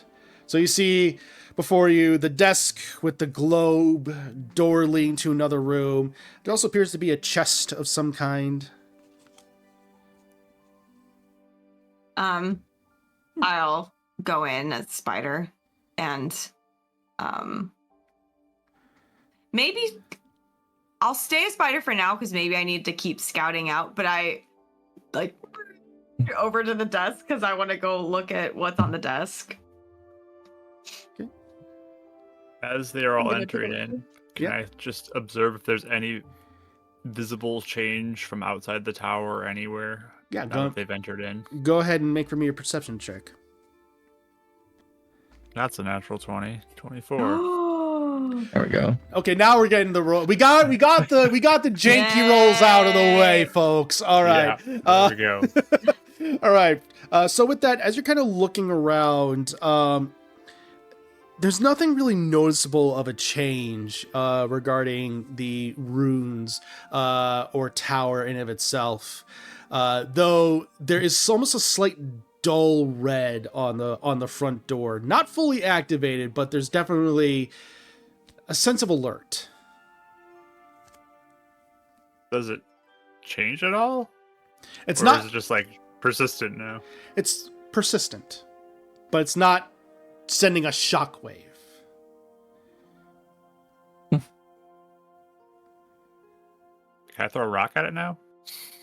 Right? Still standing back. I just want to see what happens. Yeah. So standing back in the distance, as you go ahead and do so, the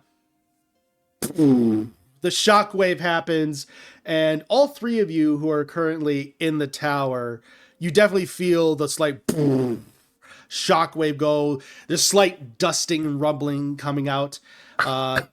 And as that happens, you hear a slight whirring sound come from the opposite side of the door.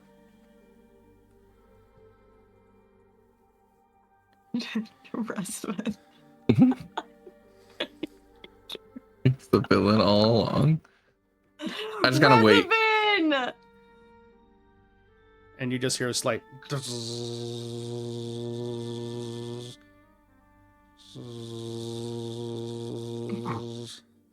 it seems to be just persistent on the opposite side. Can I sneak over to the window Yep. and look to see if I can see Resident? Go ahead and make a stealth check for me.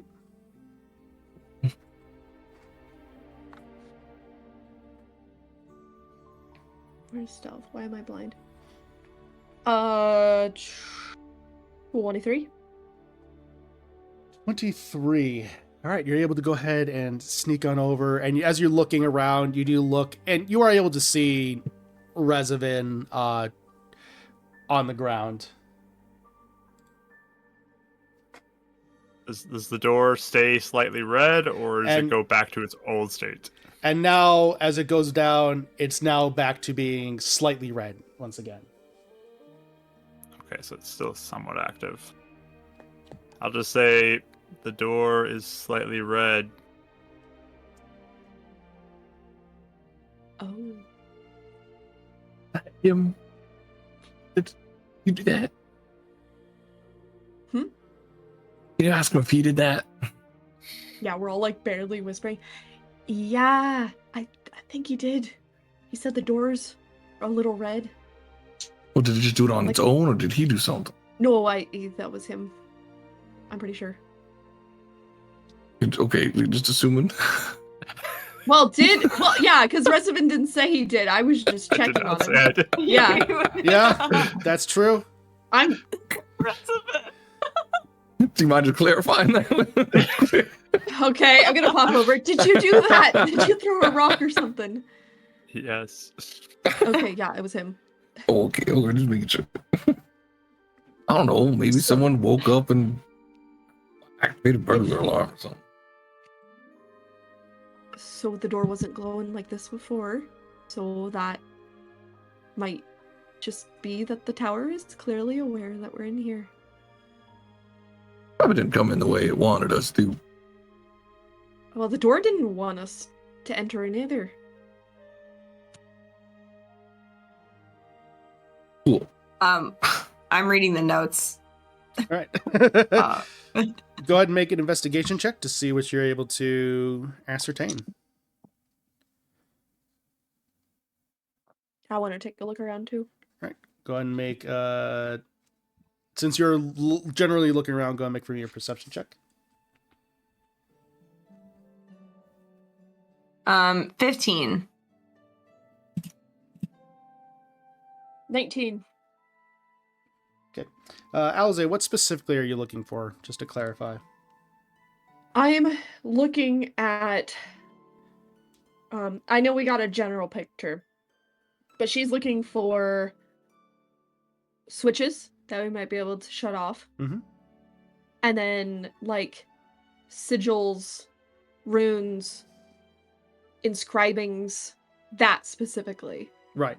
So yours is really quick. So with that, as you're kind of examining and looking around, you don't see anything within this room that would denote as runes or switches or anything close to that. So as far as Rosa, with your 15, this desk is just sprawling with all kinds of notes. You actually look and you see currently the book that is open up on the desk is opened up to a chapter regarding lichdom. Oh, And you guys wanted to leave. okay.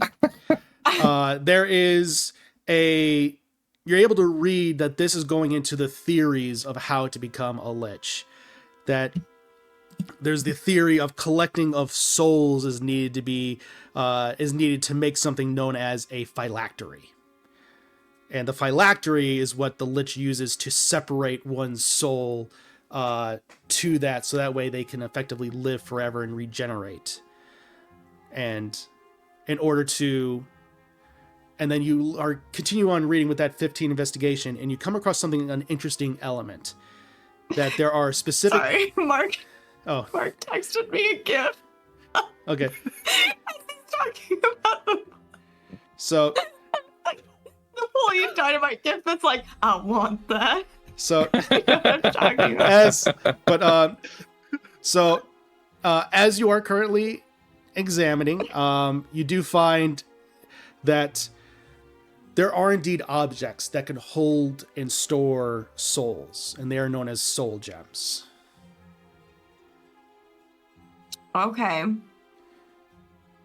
Is there in the book, is there things that are like underlined or notes around it or anything, or... Yeah. So as you're kind of examining it, you do gather that soul gems are definitely underlined.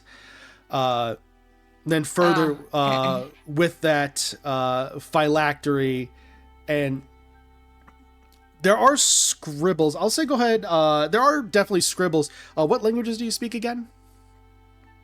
Ooh, let me check. Draconic, Druidic, Elvish, Common.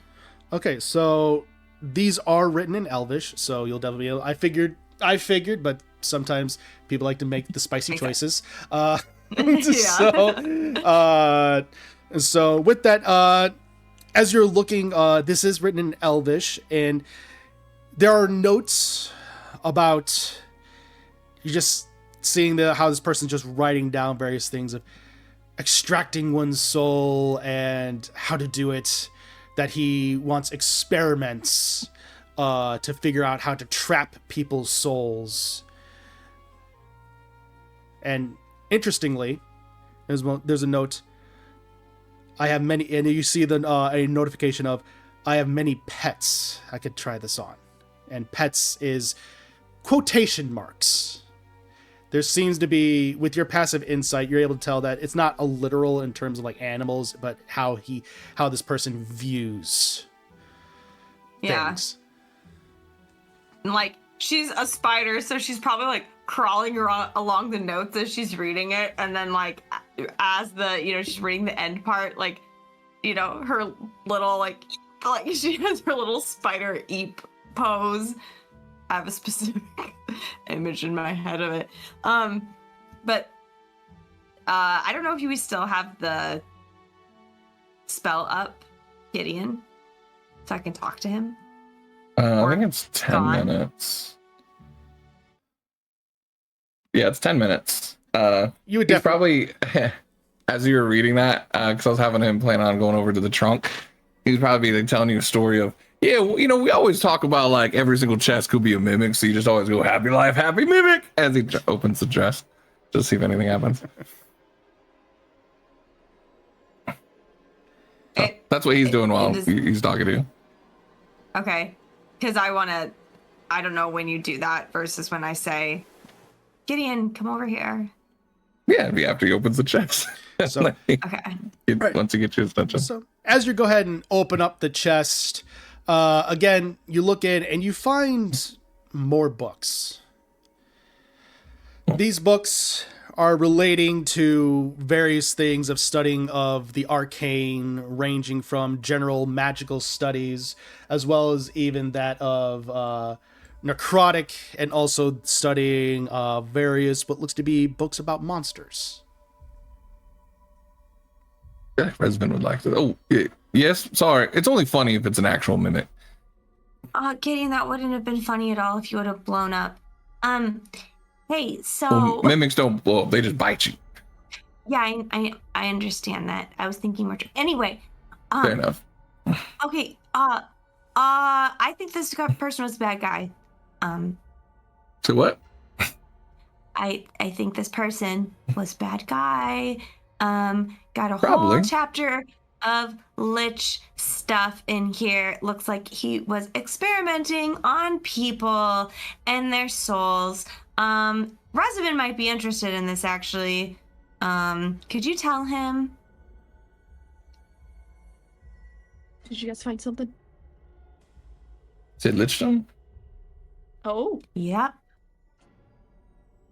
I'll just like walk over and starts looking at the stuff. He's not even like thinking about Resident at the moment. Seeing Gideon pay attention to a book for once, she's also going to go over thinking it's probably pertinent.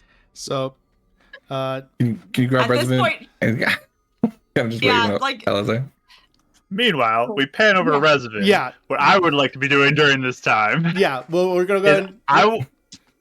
We'll go ahead and jump back to you. We'll jump back to everybody else real quick. So we'll jump to you. We'll go back to everybody else later. So what are you doing, Resident?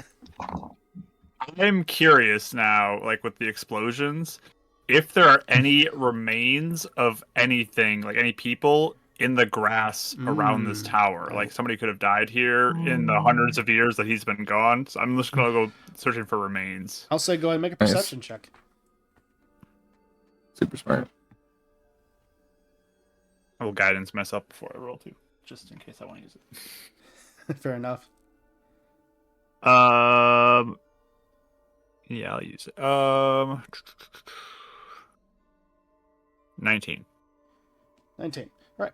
As you are seeing all this and just examining about, you with a 19, at first you don't really see much that's worthy of note. But eventually, far off in the distance, you see what looks to be a slight, almost unusual mound. Mm-hmm. How far off? Probably about 40 feet away from the front door. Okay, I'll go over to that then. So, Take a look at it. All right. As you go over, look at it, how do you approach it? Are you like trying to uncover, dust it away, pull grass away? Yeah, I mean, if it's grass on top, I'll Yeah, just it's kind of pull grass. some of the grass to the side.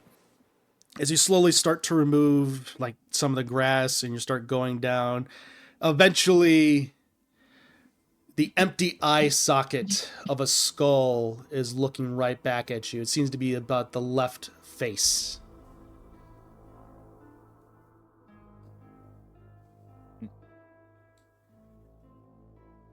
I will continue to uncover it. You continue to go ahead and do so, and as you do, the bone structure appears to be rather short in stature but wide. I'll say go ahead and make a medicine check. That'll be a 20 total. You recognize that this person was a dwarf. Okay. Any bits of armor or anything that they would have had seems to have been taken. Oh, it's taken. It's just Okay. gone. Just a pure skeleton, just rotting of someone that was just rotting away, not even properly buried.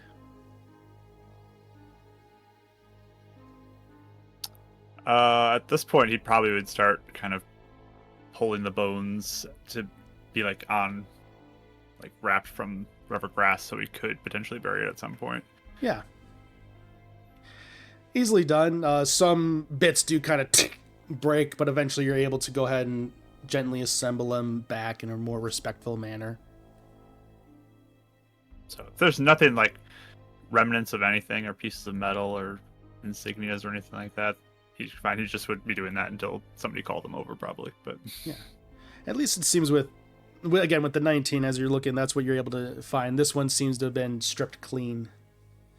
okay.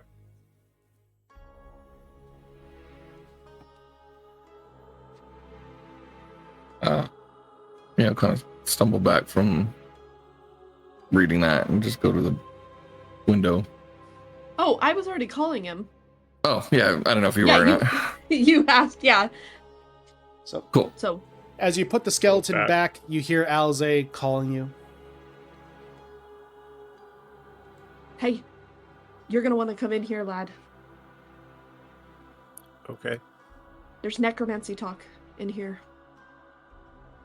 Did you find a skeleton? Yes. I dug up the skeleton in my spare time. So I'll go nicely out of arrange my. it. Oh yeah, sorry. And then I'll come over to the window and start climbing up. All right. You're easily able to do so with the rope. As you go ahead and make your way out. And Rosa, you're going out of wild shape, you said? Yeah, it seems like there's stuff to it. Yeah, it seems like that would be better. So I go back into my normal form.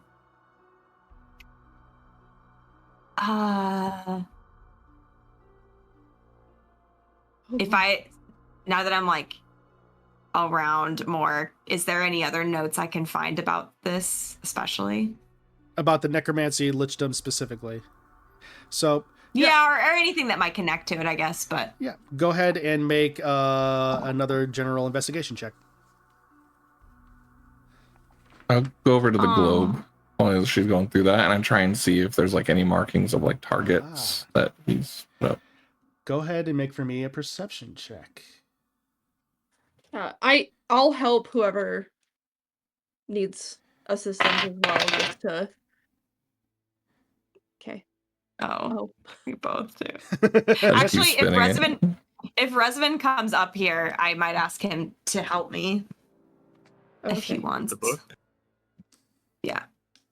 Yeah, I'm definitely going to the book if there's necromancy books. I'll help you. So I don't know if I can roll advantage. I Yeah. rolled a 1. Okay. I'll say go ahead and roll. So if Alze is assisting Gideon, go ahead and roll with advantage. Pretty good. Yeah, totally. I was gonna say I'll let her roll. Okay. I was gonna do bardic inspiration.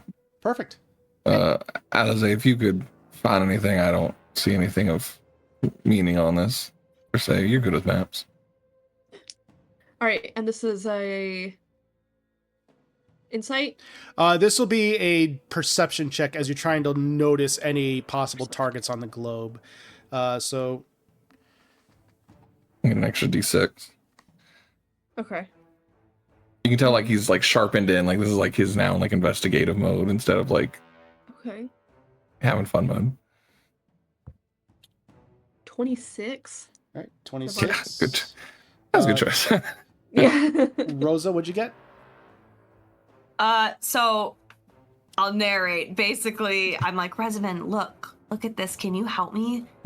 And I'm like pointing out the lichdom stuff. So I don't know how you help me, but I rolled a nat 20 now. For 25. Nice. I don't know if there's like a word or something on a page that like immediately stands out to me, and I see it and flip back to it or something to help her out. Yeah. As you're kind of examining over, well, you also do you're kind of examining both in the book, but around the general area. You find, again, within the trunk, more books relating to magic and necromancy and monsters and things like that. But as far as anything else is concerned, it's not so much within like the text itself. A lot of it is very dry in how it is. It's very technical and very clinical in how it's talking about how the theories of lichdom. One thing that does catch your eyes more so the notes. There is an equation at the bottom of one of them, and it's mentioning about if I were to use soul gems to capture the souls of anybody, I could potentially use it for my own magic or to become a lich myself, but I dare not risk it. If I risk it and it fails, I might become something known as a bone claw. I should try it. I should try it on my I shall try this on my beast first.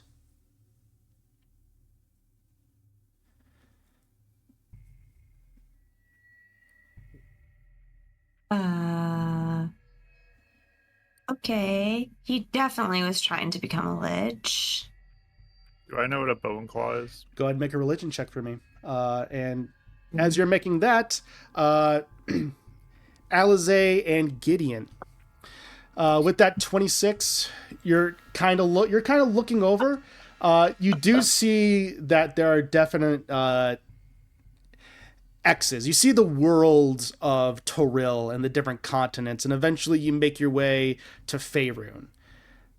There's nothing really on the Sword Coast that you see, or even in Kalimshan, which is south of the Sword Coast. But as you start to get to the interior of Faerun, toward Cormyr, the Dale Lands, and the west, and near the Dragon Coast, which is where you all are located, you see definite possible targets. You see Marsimber as an X. Ooh. You see Arkenbridge as an X.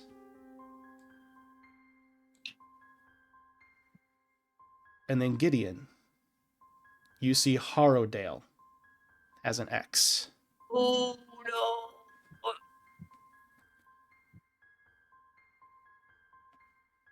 This is interesting.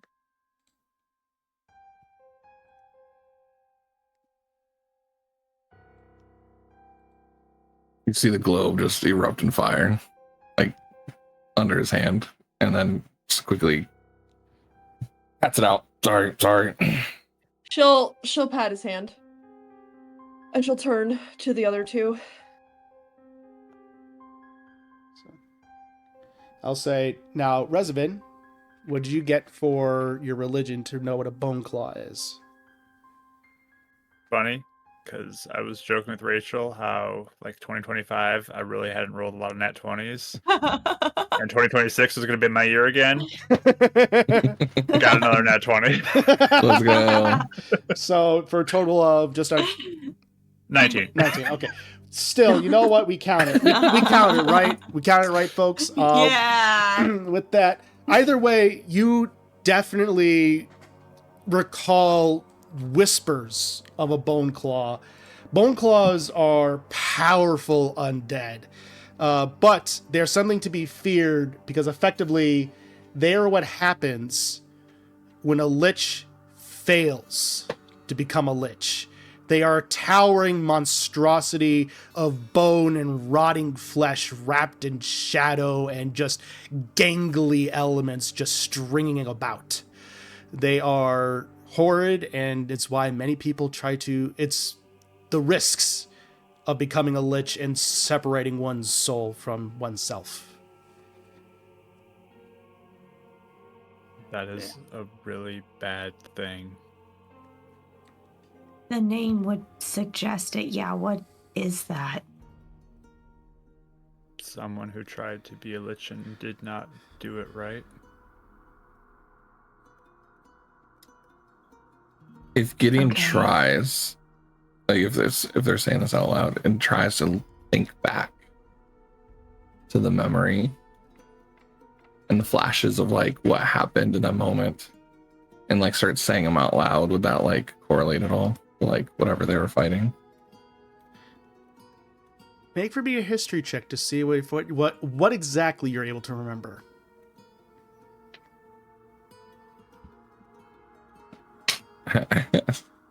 So never mind. That'd be too meta. I was like, can I saunter over to Revenant? It's gonna be a 9. 9. Between the memory, your encounter last night, the memory of what you're seeing here, everything is just flooding back and coming together. The memories are hard to come by.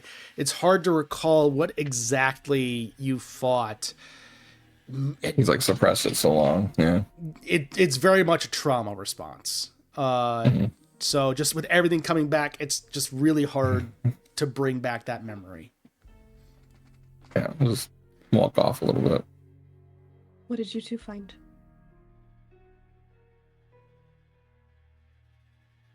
Bone claw. Apparently, Can I roll for that? Well, Lizzie also using joked about soul partying with the gems. lich, so. Oh. Souls in gems to try and do it. yeah. This guy was definitely trying to become a lich from his notes. Yeah. That's a 16. So 16, you recognize largely what a bone claw would be at this point. Right. Oh, goody. So he definitely, I don't know if he had confidence in his abilities because he tried it. He wasn't sure he could do it. So he was going to try it on his beast first. I don't know what that means. And this wizard was Arsul, right? Arasul, yes. Does any of Gideon's like litigations remind him of anything of Arsul or a wizard that had a beast on him? Wizards that had a beast, wizards that had creatures and experiments, plenty. Arasul doesn't ring a bell. Oh, man. Okay, did you guys find anything? Yeah. Seems to be It's like a burned up globe. Like Listen- partially from the bottom. Yeah, there seems to be a list of places he might have been marking for targets or other things, experimentation sources. Who knows at this point? What were the places? Marsember, Arkenbridge, and Harrowdale. Question. Hence Gideon's. Are bone claws more like bestial or more like their mind's still somewhat there? Oh, their mind that's is a good question. their mind. With your 19, you would know that they are pure instinct at that point. Okay. And are they even like beasts, or are they like demonic, infernal, or anything like that? They're undead, but they're just completely. It's genuinely the results of a failed attempt at separating one's soul. Ripping one's soul, yeah. So it is. You are just brought to your base instincts, and that's it. Any pictures up here? Portraits? I'll say for that, currently as you're looking around, there's not really any that are visible, but I'll say go ahead and make a perception check as you're trying to scan to find one. 19? 19. Let's see. As you are investigating and examining, looking around the room, you start to open up the drawers, going through various notes. You see other files, other arcane equations, and you eventually do find in one of the main drawers at the very top, you pull it back, and as you go through, you find what looks to be a very private journal of sorts, and you open it up, and you see what looks to be a charcoal sketch drawing. It depicts what looks to be a male elf standing, adorned in fine garb with a high collared neck and a little bit of what looks to be almost like a western tie of sorts. Vest, fine coat. His jaw goes to a point, slicked back hair, and he is next to what looks to be an elven woman, long raven hair, again adorned in a very fine, almost Western style dress, Victorian style to a certain degree, shades of black and white just within the charcoal. Yes. When you say Western tie and coat, you mean like a suit? I mean like what you would see like a cowboy kind of wear for a tie. Gotcha. So I'm blanking on the exact name. Bolo? Bolo. Thank Yeah, like you. a bolo. Yes, Bolo tie. I was blanking on the name. I knew it began with a B. I'm like, I'm not even gonna attempt this. I'm genuinely impressed Mark just came with that knowledge. I did not know you knew what that was. So Husband doesn't. Don't worry. There's But- so many people here who wear bolo Oh. ties. I see them on a. where you are, What that daily Holly basis. had was a form of a bolo. yeah. So Boy Scouts wear them. yeah. So he's kind of wearing a bolo tie to a certain degree, and again, the elven woman appears, and there's just a slight note at the bottom saying, just say, my dear Maria, in memory. And as you look, I'm gonna make sure I get this name right. As you look at this man, you indeed do recognize him. He is the same person that hired your party. It's cool. And you know him by the name of Thallus. Mm-hmm.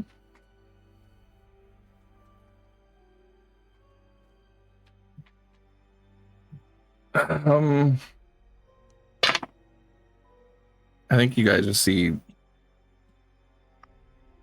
Gideon just the book just drops to the floor. He's just kind of going a little like comatose, like you've seen him before. Just breathing, like almost zoned back into his head and memories. Resman will come How over is and he- put a hand on his back. Yeah.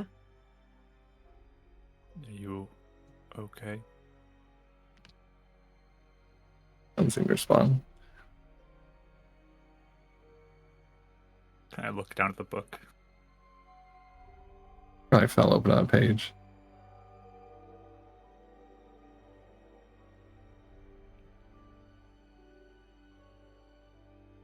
Do you know him?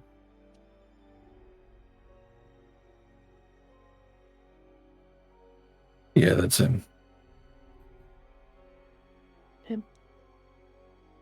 See, like, there's like smoke coming from his eye, and like one tear that's like washing away the ash that was showing up. Yeah, it's the one that hired us. Your former party? Oh.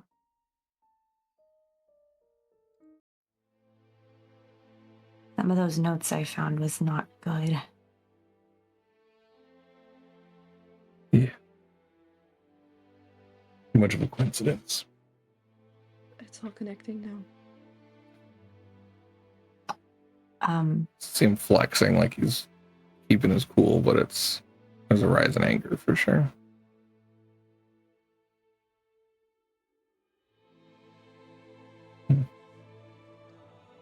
The Raven Queen said that their souls were somewhere. Is that what she said? Yeah. This makes sense. We might have just found their trail. Actually. It's a good thing we pursued this tower then. I had a feeling. Not that this was here, but I had a feeling this was important. Yeah, we were going to walk away if it weren't for you, so good instinct. Yeah, now I feel really bad for doing that.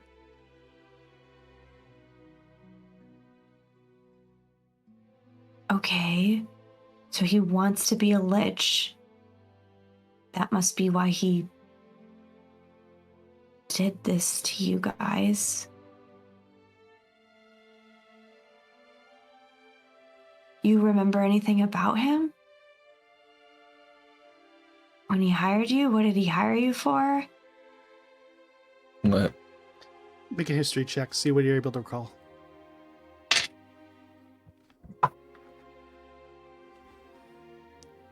$19 down to a 17. He was a gentleman in every way. He even dressed almost in the exact same fashion that is in the drawing. Kind, gave off the demeanor of Hiri, of wanting to protect the realm. And he hired you all because he heard tales of a mysterious beast not far from Harrowdale, but could potentially be a threat to Harrowdale and should be taken care of.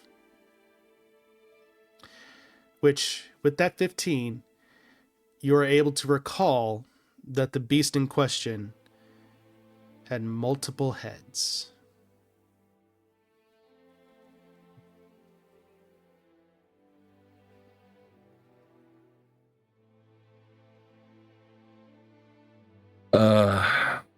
Yeah.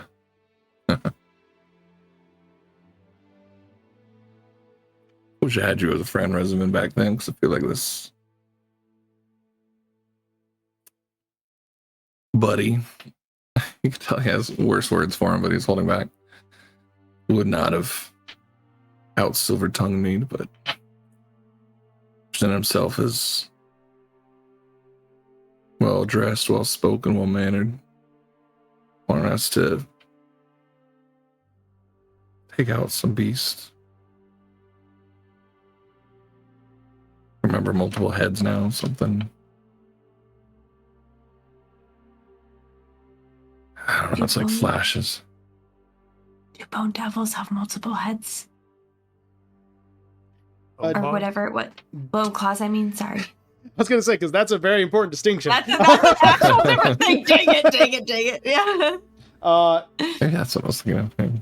With the 16 and 19 from Alize and Rosa and Revenant, respectively, you're able to recall that no, it doesn't have multiple heads. No. That is more of a twisted form of the individual. Oh, So it's okay. kind of what they looked like when they tried it. Okay. So if they had multiple heads, maybe then it would be multiple head bone claw, but Well, yeah, because he had a pet beast thing. So maybe. not That could be normally, any- no. Could be a Okay. number of things, too. I mean, this Either guy would his just own creation, or some. lures us into a beast. Use our death to make his own rituals. Not even courageous enough to do it himself. Using his own beast to make a potential bone claw out of it. That's what he kind of. Trap, Yeah. trap for you. And walk That's right what- into it. I mean, not that I've read a bunch from him, but from his notes, he looks very calculating.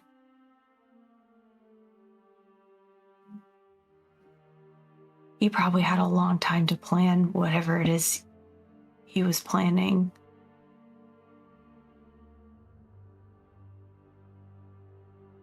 My promise is still there to help you. And your friends. Oh yeah, this guy's not going free. Thank you.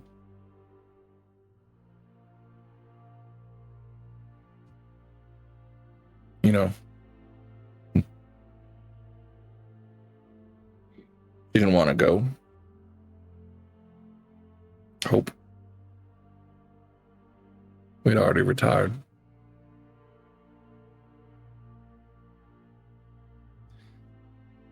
I had asked her to stay with me, keep doing what we were doing, live a life. She already convinced herself and gave herself to the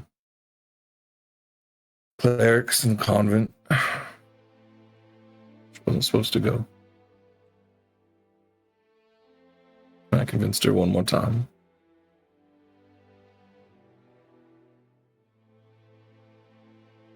I hate when people say it's not my fault.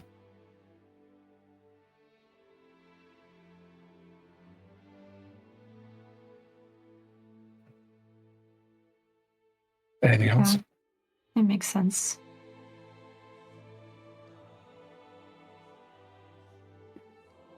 I guess people could discuss the nuances of that all day, but you do have this right in front of you now, so that's good.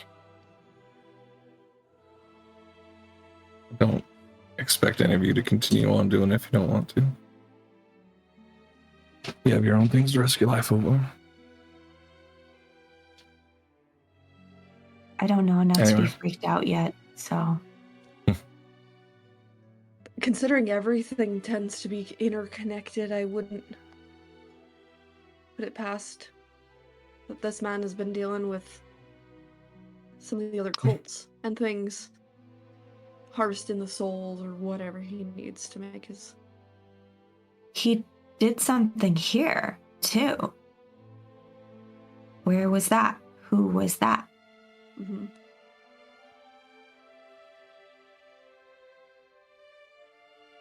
So maybe we Have could his find journal? it here. Yeah, this is his journal. This might say everything. Journals, people spill their secrets all the time. Yeah. I can't even, my dad had like a collection of journals he just like kept, because it was like interesting. Anyway, can I look at that? All yours. Thanks. I think that I, like, humming take thing it. is like a fighting machine. I'll beat up something right now. Can I wait. look at this first? Yeah. Let's not do anything hasty here. No, Oh, don't be hasty.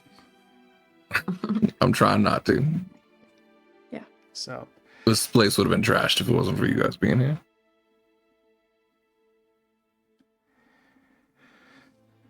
When you start looking at the journal, I don't know if Alize is doing anything, looking for anything, but I think Resma would stand up close to Gideon and just kind of whisper to him,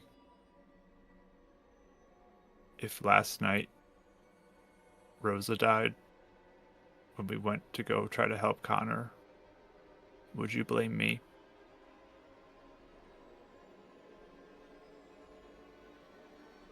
Then don't blame yourself.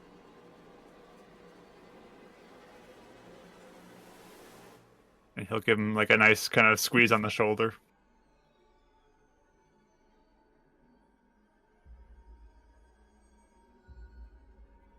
Gideon turns into a little onion.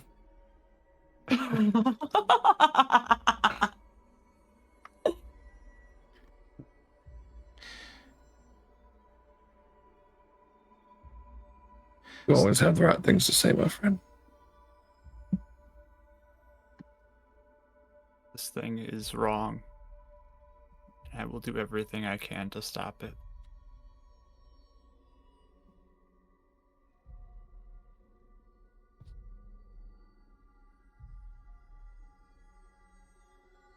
And I'll give him some space so he can have some feels.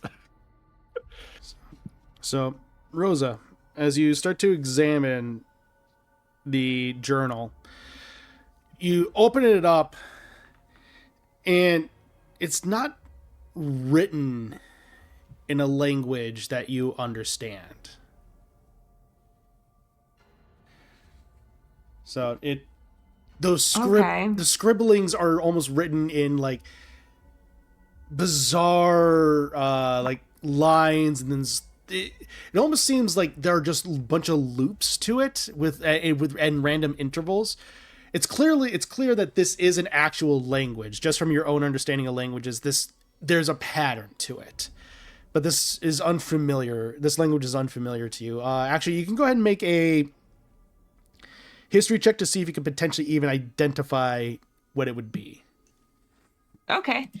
I was gonna say Alizé's probably, not to make this sound meta, but she's probably just like, trying to look at just over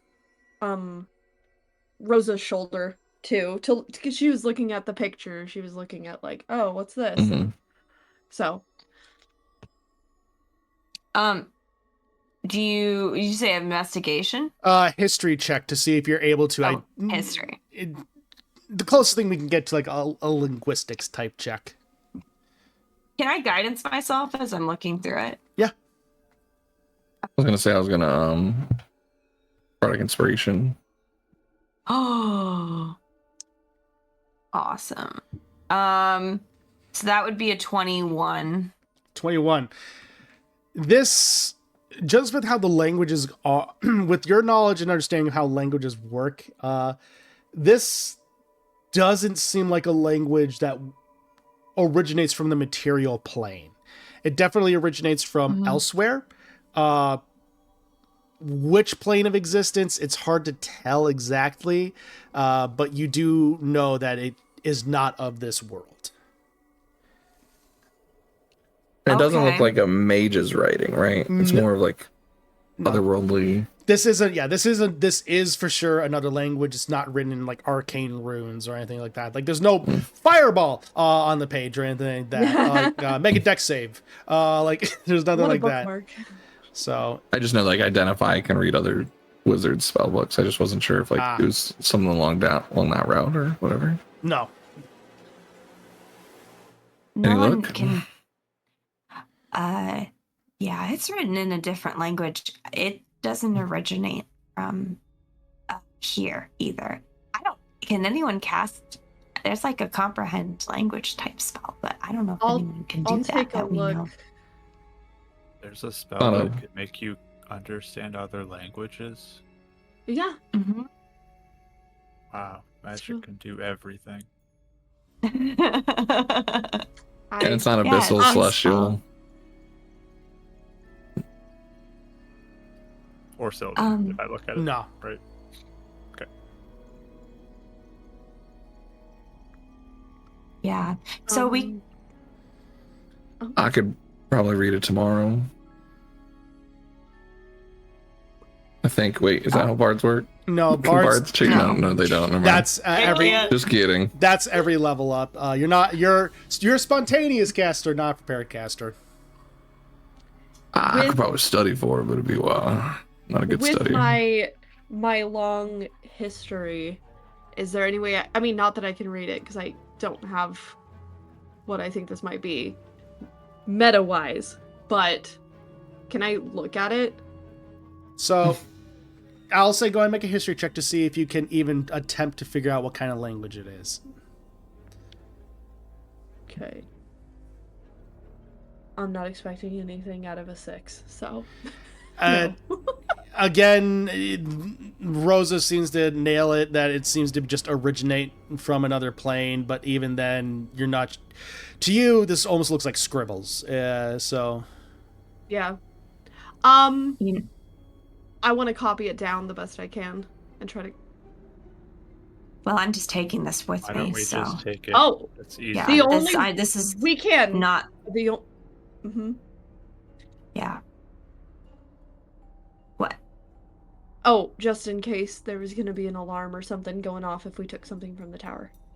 Oh, Well, I don't care about an maybe. alarm. This tower is going to be destroyed before we leave here. I'll tell you that much. Well, An evil don't- wizard's tower, I'm not leaving standing. I'm going to comb through this place before we leave. I think he killed the dwarf.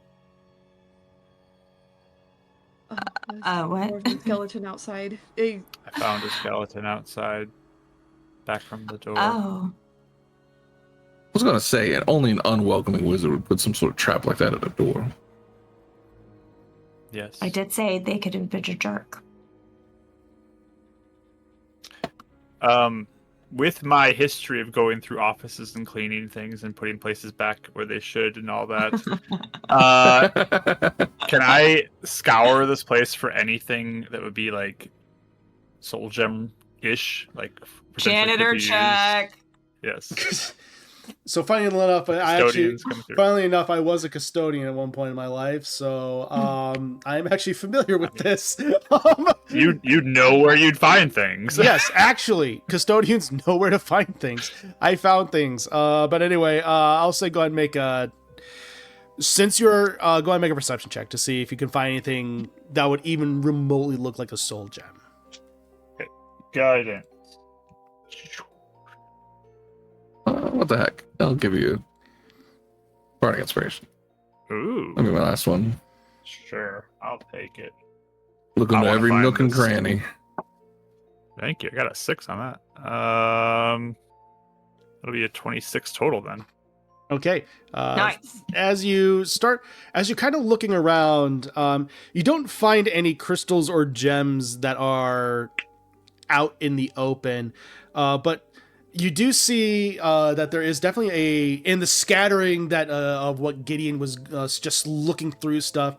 You step on a piece of paper and you look down and you see what looks to be basically in ink, what looks to be the rough sketching of a gem.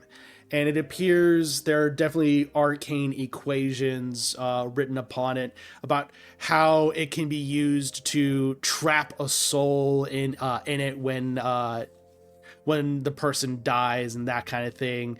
You start to read through it, and your understanding of specifically death and necromantic magic, you are able to even grasp that this somehow intercedes from the soul going to be judged on the fugue plane, and it manages to rip it to be into it, but there's specific rituals for it to happen.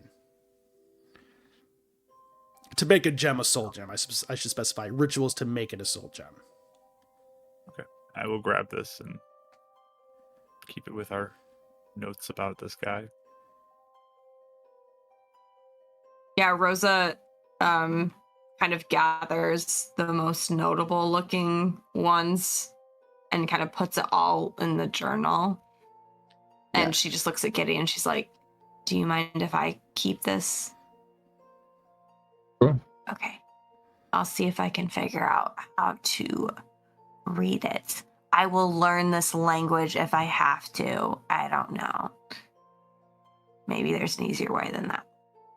Do we trust any folks at the Ayun Temple to help us with this? I mean, this is also Yeah, affecting honestly. them and the guard. I mean, we don't have to get every single person involved right now, but Well, they might know who maybe was affected here if he hit someone here. yeah. And we can look through my book too to see if anything connects. Hmm. Yes.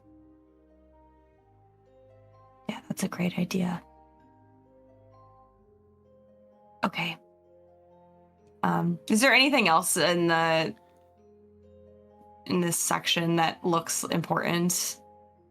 As far as what you've been looking for, nothing really else major of note. It seems that you've scattered the personal notes of this person, Thalos, really well. Okay. Sweet. I destroy whatever's in that other room now. What if we went and got more information and help?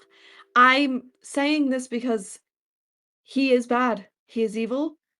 This thing is probably riddled in traps, and I'd rather not be caught in this soul gem with so much else on the line as well, with just us. Remember how we almost just died? He's not gonna have a soul gem here.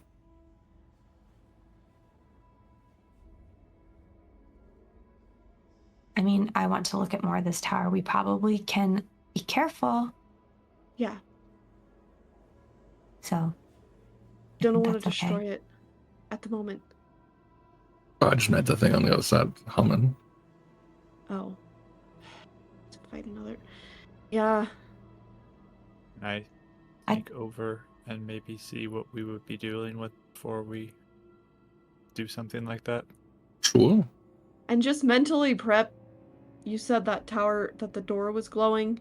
Everything's probably aware to some degree in here, so. Mm-hmm. You see, this is all the constraint you're getting from Gideon right now. Is like, please go ahead, Chuck. There will be destruction, but he is being as polite as he can. Is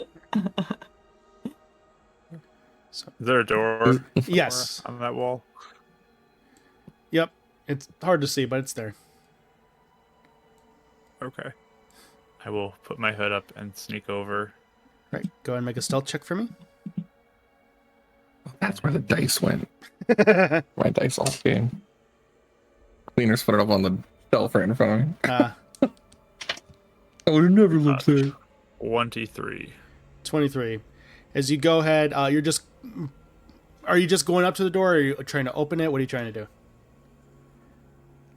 I think I'd probably go up and listen for anything first, like movement, and then I'd probably crack it open after that to see if I can see anything. Yeah, you just gently hear the dull humming. Again, it sounds almost like static. Just. Okay. I guess, too, I'd look at the door to see if there's anything that would be like immediately concerning to try to open this door before I open it. But yeah, perception check, and then to gently open up the door without noticing would be a sleight of hand. Okay, perception 19. Okay. You don't notice anything on the door that would cause alarm. And then sleight of hand 24. 24. As you gently open up the door, let's see. You see what looks to be on the opposite side of the room, on the opposite side of the tower, appears to be, well, looks to be a sleeping quarters. And then on either side of the door, flanked, are mysterious, what looks to be almost creatures of sorts that are made of metal and lightning. And then on the opposite side, there is a entity that is ethereal in nature, white with robes flowing about, but as it goes and just fizzles and static and just there's the dull hum. Those creatures haven't seemed to have spotted you yet with your 23 and your stealth, though they are definitely in alert. They are aware that someone is here. Is the ethereal, does that look anything like the person in the picture?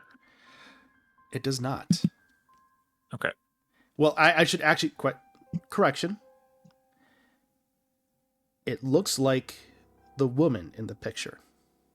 The woman in the picture, yes. Okay. Oh. Maria. Maria. Right. Maria. So is this Ghost Maria or something along those lines? Maybe. Is that a religion roll that I could maybe figure that out? Go or- ahead and make a religion check.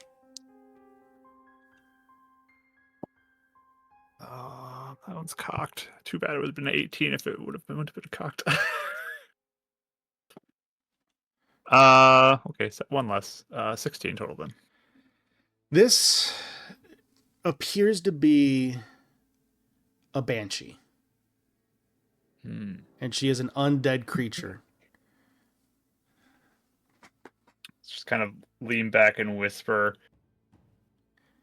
to electric creatures. And I'll kind of point generally where they are in the room, and then I'll point further. And a banshee of the woman in the picture. Alize says not very nice words in Sylvan. Do we know much about banshees or what that means? With that 16, so go ahead and make religion checks. Rezavan, you already know a decent amount. Banshees are potent undead. They have a wail that can impact people, but also you remember. Wait a minute.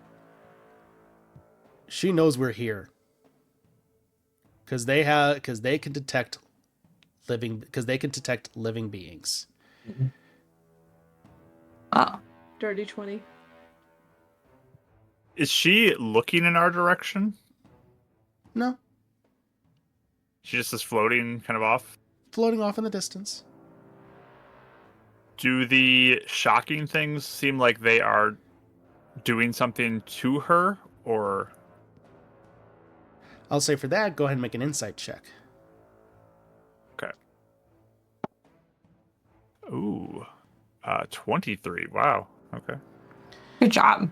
As you're kind of looking and you kind of look back and again keeping that quiet nature, you look back and you see that there's indeed electrical charges going, and then you kind of narrow your gaze as you look on up and you see that her body again jolts again and almost like static goes about, and you see that indeed something is going on between her and these creatures, because the electricity and the static is acting together in some capacity. Like is she looking like it hurts her at all when it shocks, or is it just kind of interacting with her in a different way? She almost seems comatose. Okay.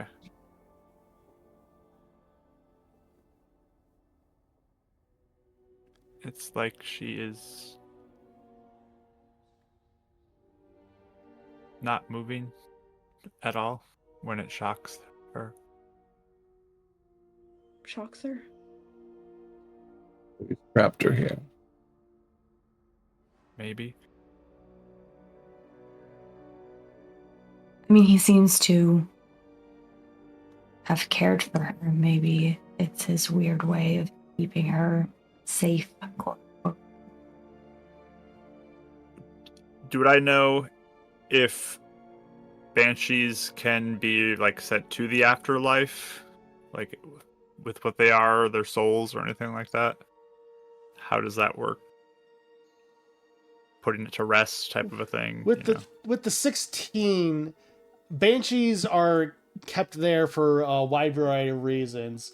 It can be due to divine wrath, that they did something in life to cause them to become a banshee. It can also be a sorrowful bond, that they are kept here. There's something that happened in their life that caused them to keep trapped here. And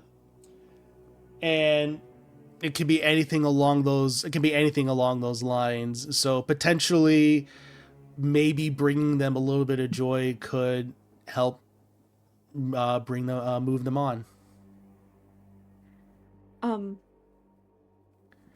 What do I know about him with a dirty 20? Much of the same. Okay.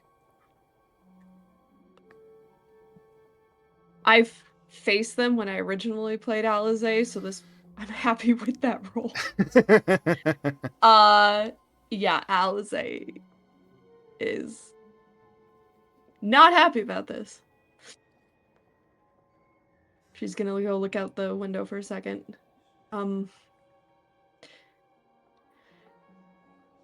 Well,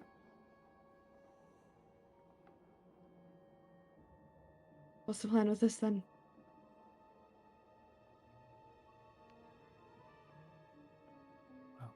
I don't get along very well with banshees. I've been at death's door multiple times with them, so... I don't trust this individual with spirits either. But I'd like to see if it knows anything. If not, we're setting it free. It's unnatural. I would like to see if we can help it first, yes.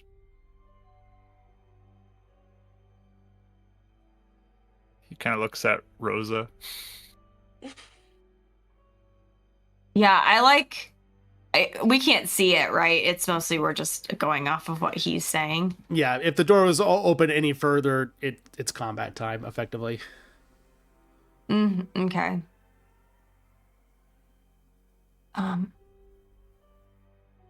I still have a spell that can help with sound if we're worried about that. But you want to talk first? Try to. If it knows anything. Maybe it's being held comatose, but it's being trapped here. Our own husband.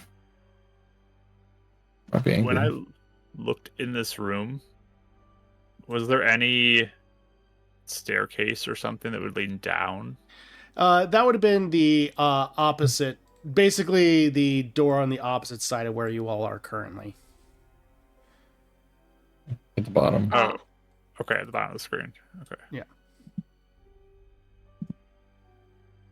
Okay. I'll just say, I'll just say though, I mean, I can trust you guys if you want to do it. Thank you for asking. I've never... One of you who are smarter want to look at the shocky things and tell me what those are too. Maybe that would help. Elsa? Can look. Oh, just kidding, Alice. I can look. No, I was going to say you were going to say something. I've never met a banshee that you can ration with. But if she's... or if it's in this stasis mode, like you said... We've also never met a revenant that we could save either. Ah. I didn't almost die to a revenant before now, so... I also There's very made a promise. few things that I'm afraid of. Huh? Yeah, like he flashes the symbol of the Raven Queen that he has on his fist, on his palm. I also made a promise to destroy these things. There's screams can take you down. So,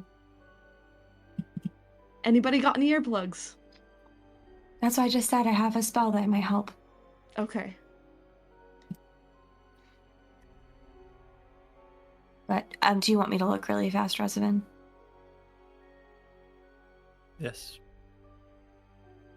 I can cover your ears if you want me to. I'll say go ahead and make a stealth check since you're trying to be quiet and looking through. Okay, I'm not the best stealth person. Guidance. Oh. Well, 1. We wanted to fight anyways, right? As you go through, something happens where maybe your hook just knocks on the door a little too loud, and suddenly the gears and the creatures start, and they start to glow this bright light, and and start to turn red as they have been alerted to your presence. And that's where we're going to tonight's session. The ending session is Rosa going, sorry. So, He's all right. just smiling, starting his rage, and he's Yeah. beginning to run in like, let's go. So that's where we'll go ahead and pick up to Oh, next yes. session with a combat in the tower. Interesting things and developments, and see where this all goes. Wild, sincerely, the most D&D moments we've ever had of just failing at opening up a door.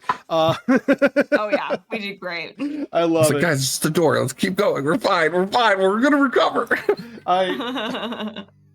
It never ceases to amaze me. But with that, thank you all so much for joining us. We are glad to have you all here with us on this journey. Can't wait to see where it all goes. So stay tuned, everybody. Again, thank you all so much for joining us. See you next time. Cheers. Hey there. Thank you so much for watching. If you enjoyed this episode, then consider subscribing to be notified when more go live. Thank you to our official artists, Rachel and Dee Lee, for the character art. You can follow them under their socials, Pip400art and Raphazil, respectively. If you want more D&D actual plays in between Revenants Wake, consider checking out games run by Mark and Mike on Twitch and YouTube under Marquee Gaming and Bardic Dice. And as always, thank you for the royalty-free music done by Kevin MacLeod, Ivan Dutch, Critical Role, and the Dungeon Playlist. Links to everything in the description below. And with that, we'll see you all next time.